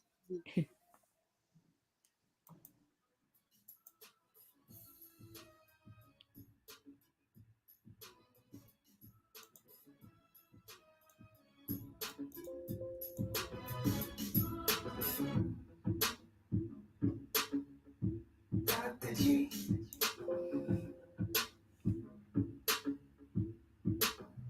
Really? Who's she? Yeah, that's me. Dr. G.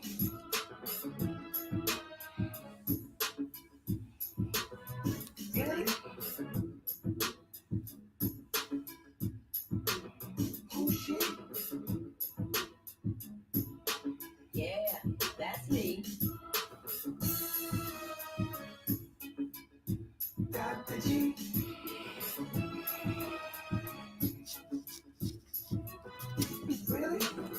Really? Who's she? Yeah, that's me. Dr. G.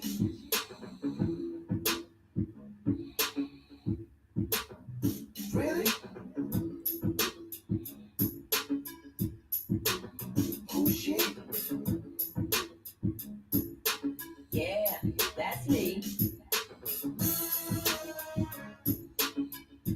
Dr. G.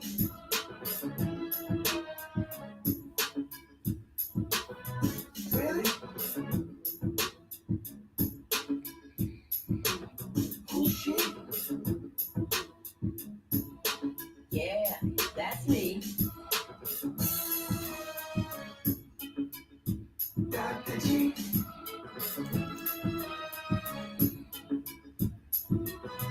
Really? Who's she? Yeah, that's me. Dr. G.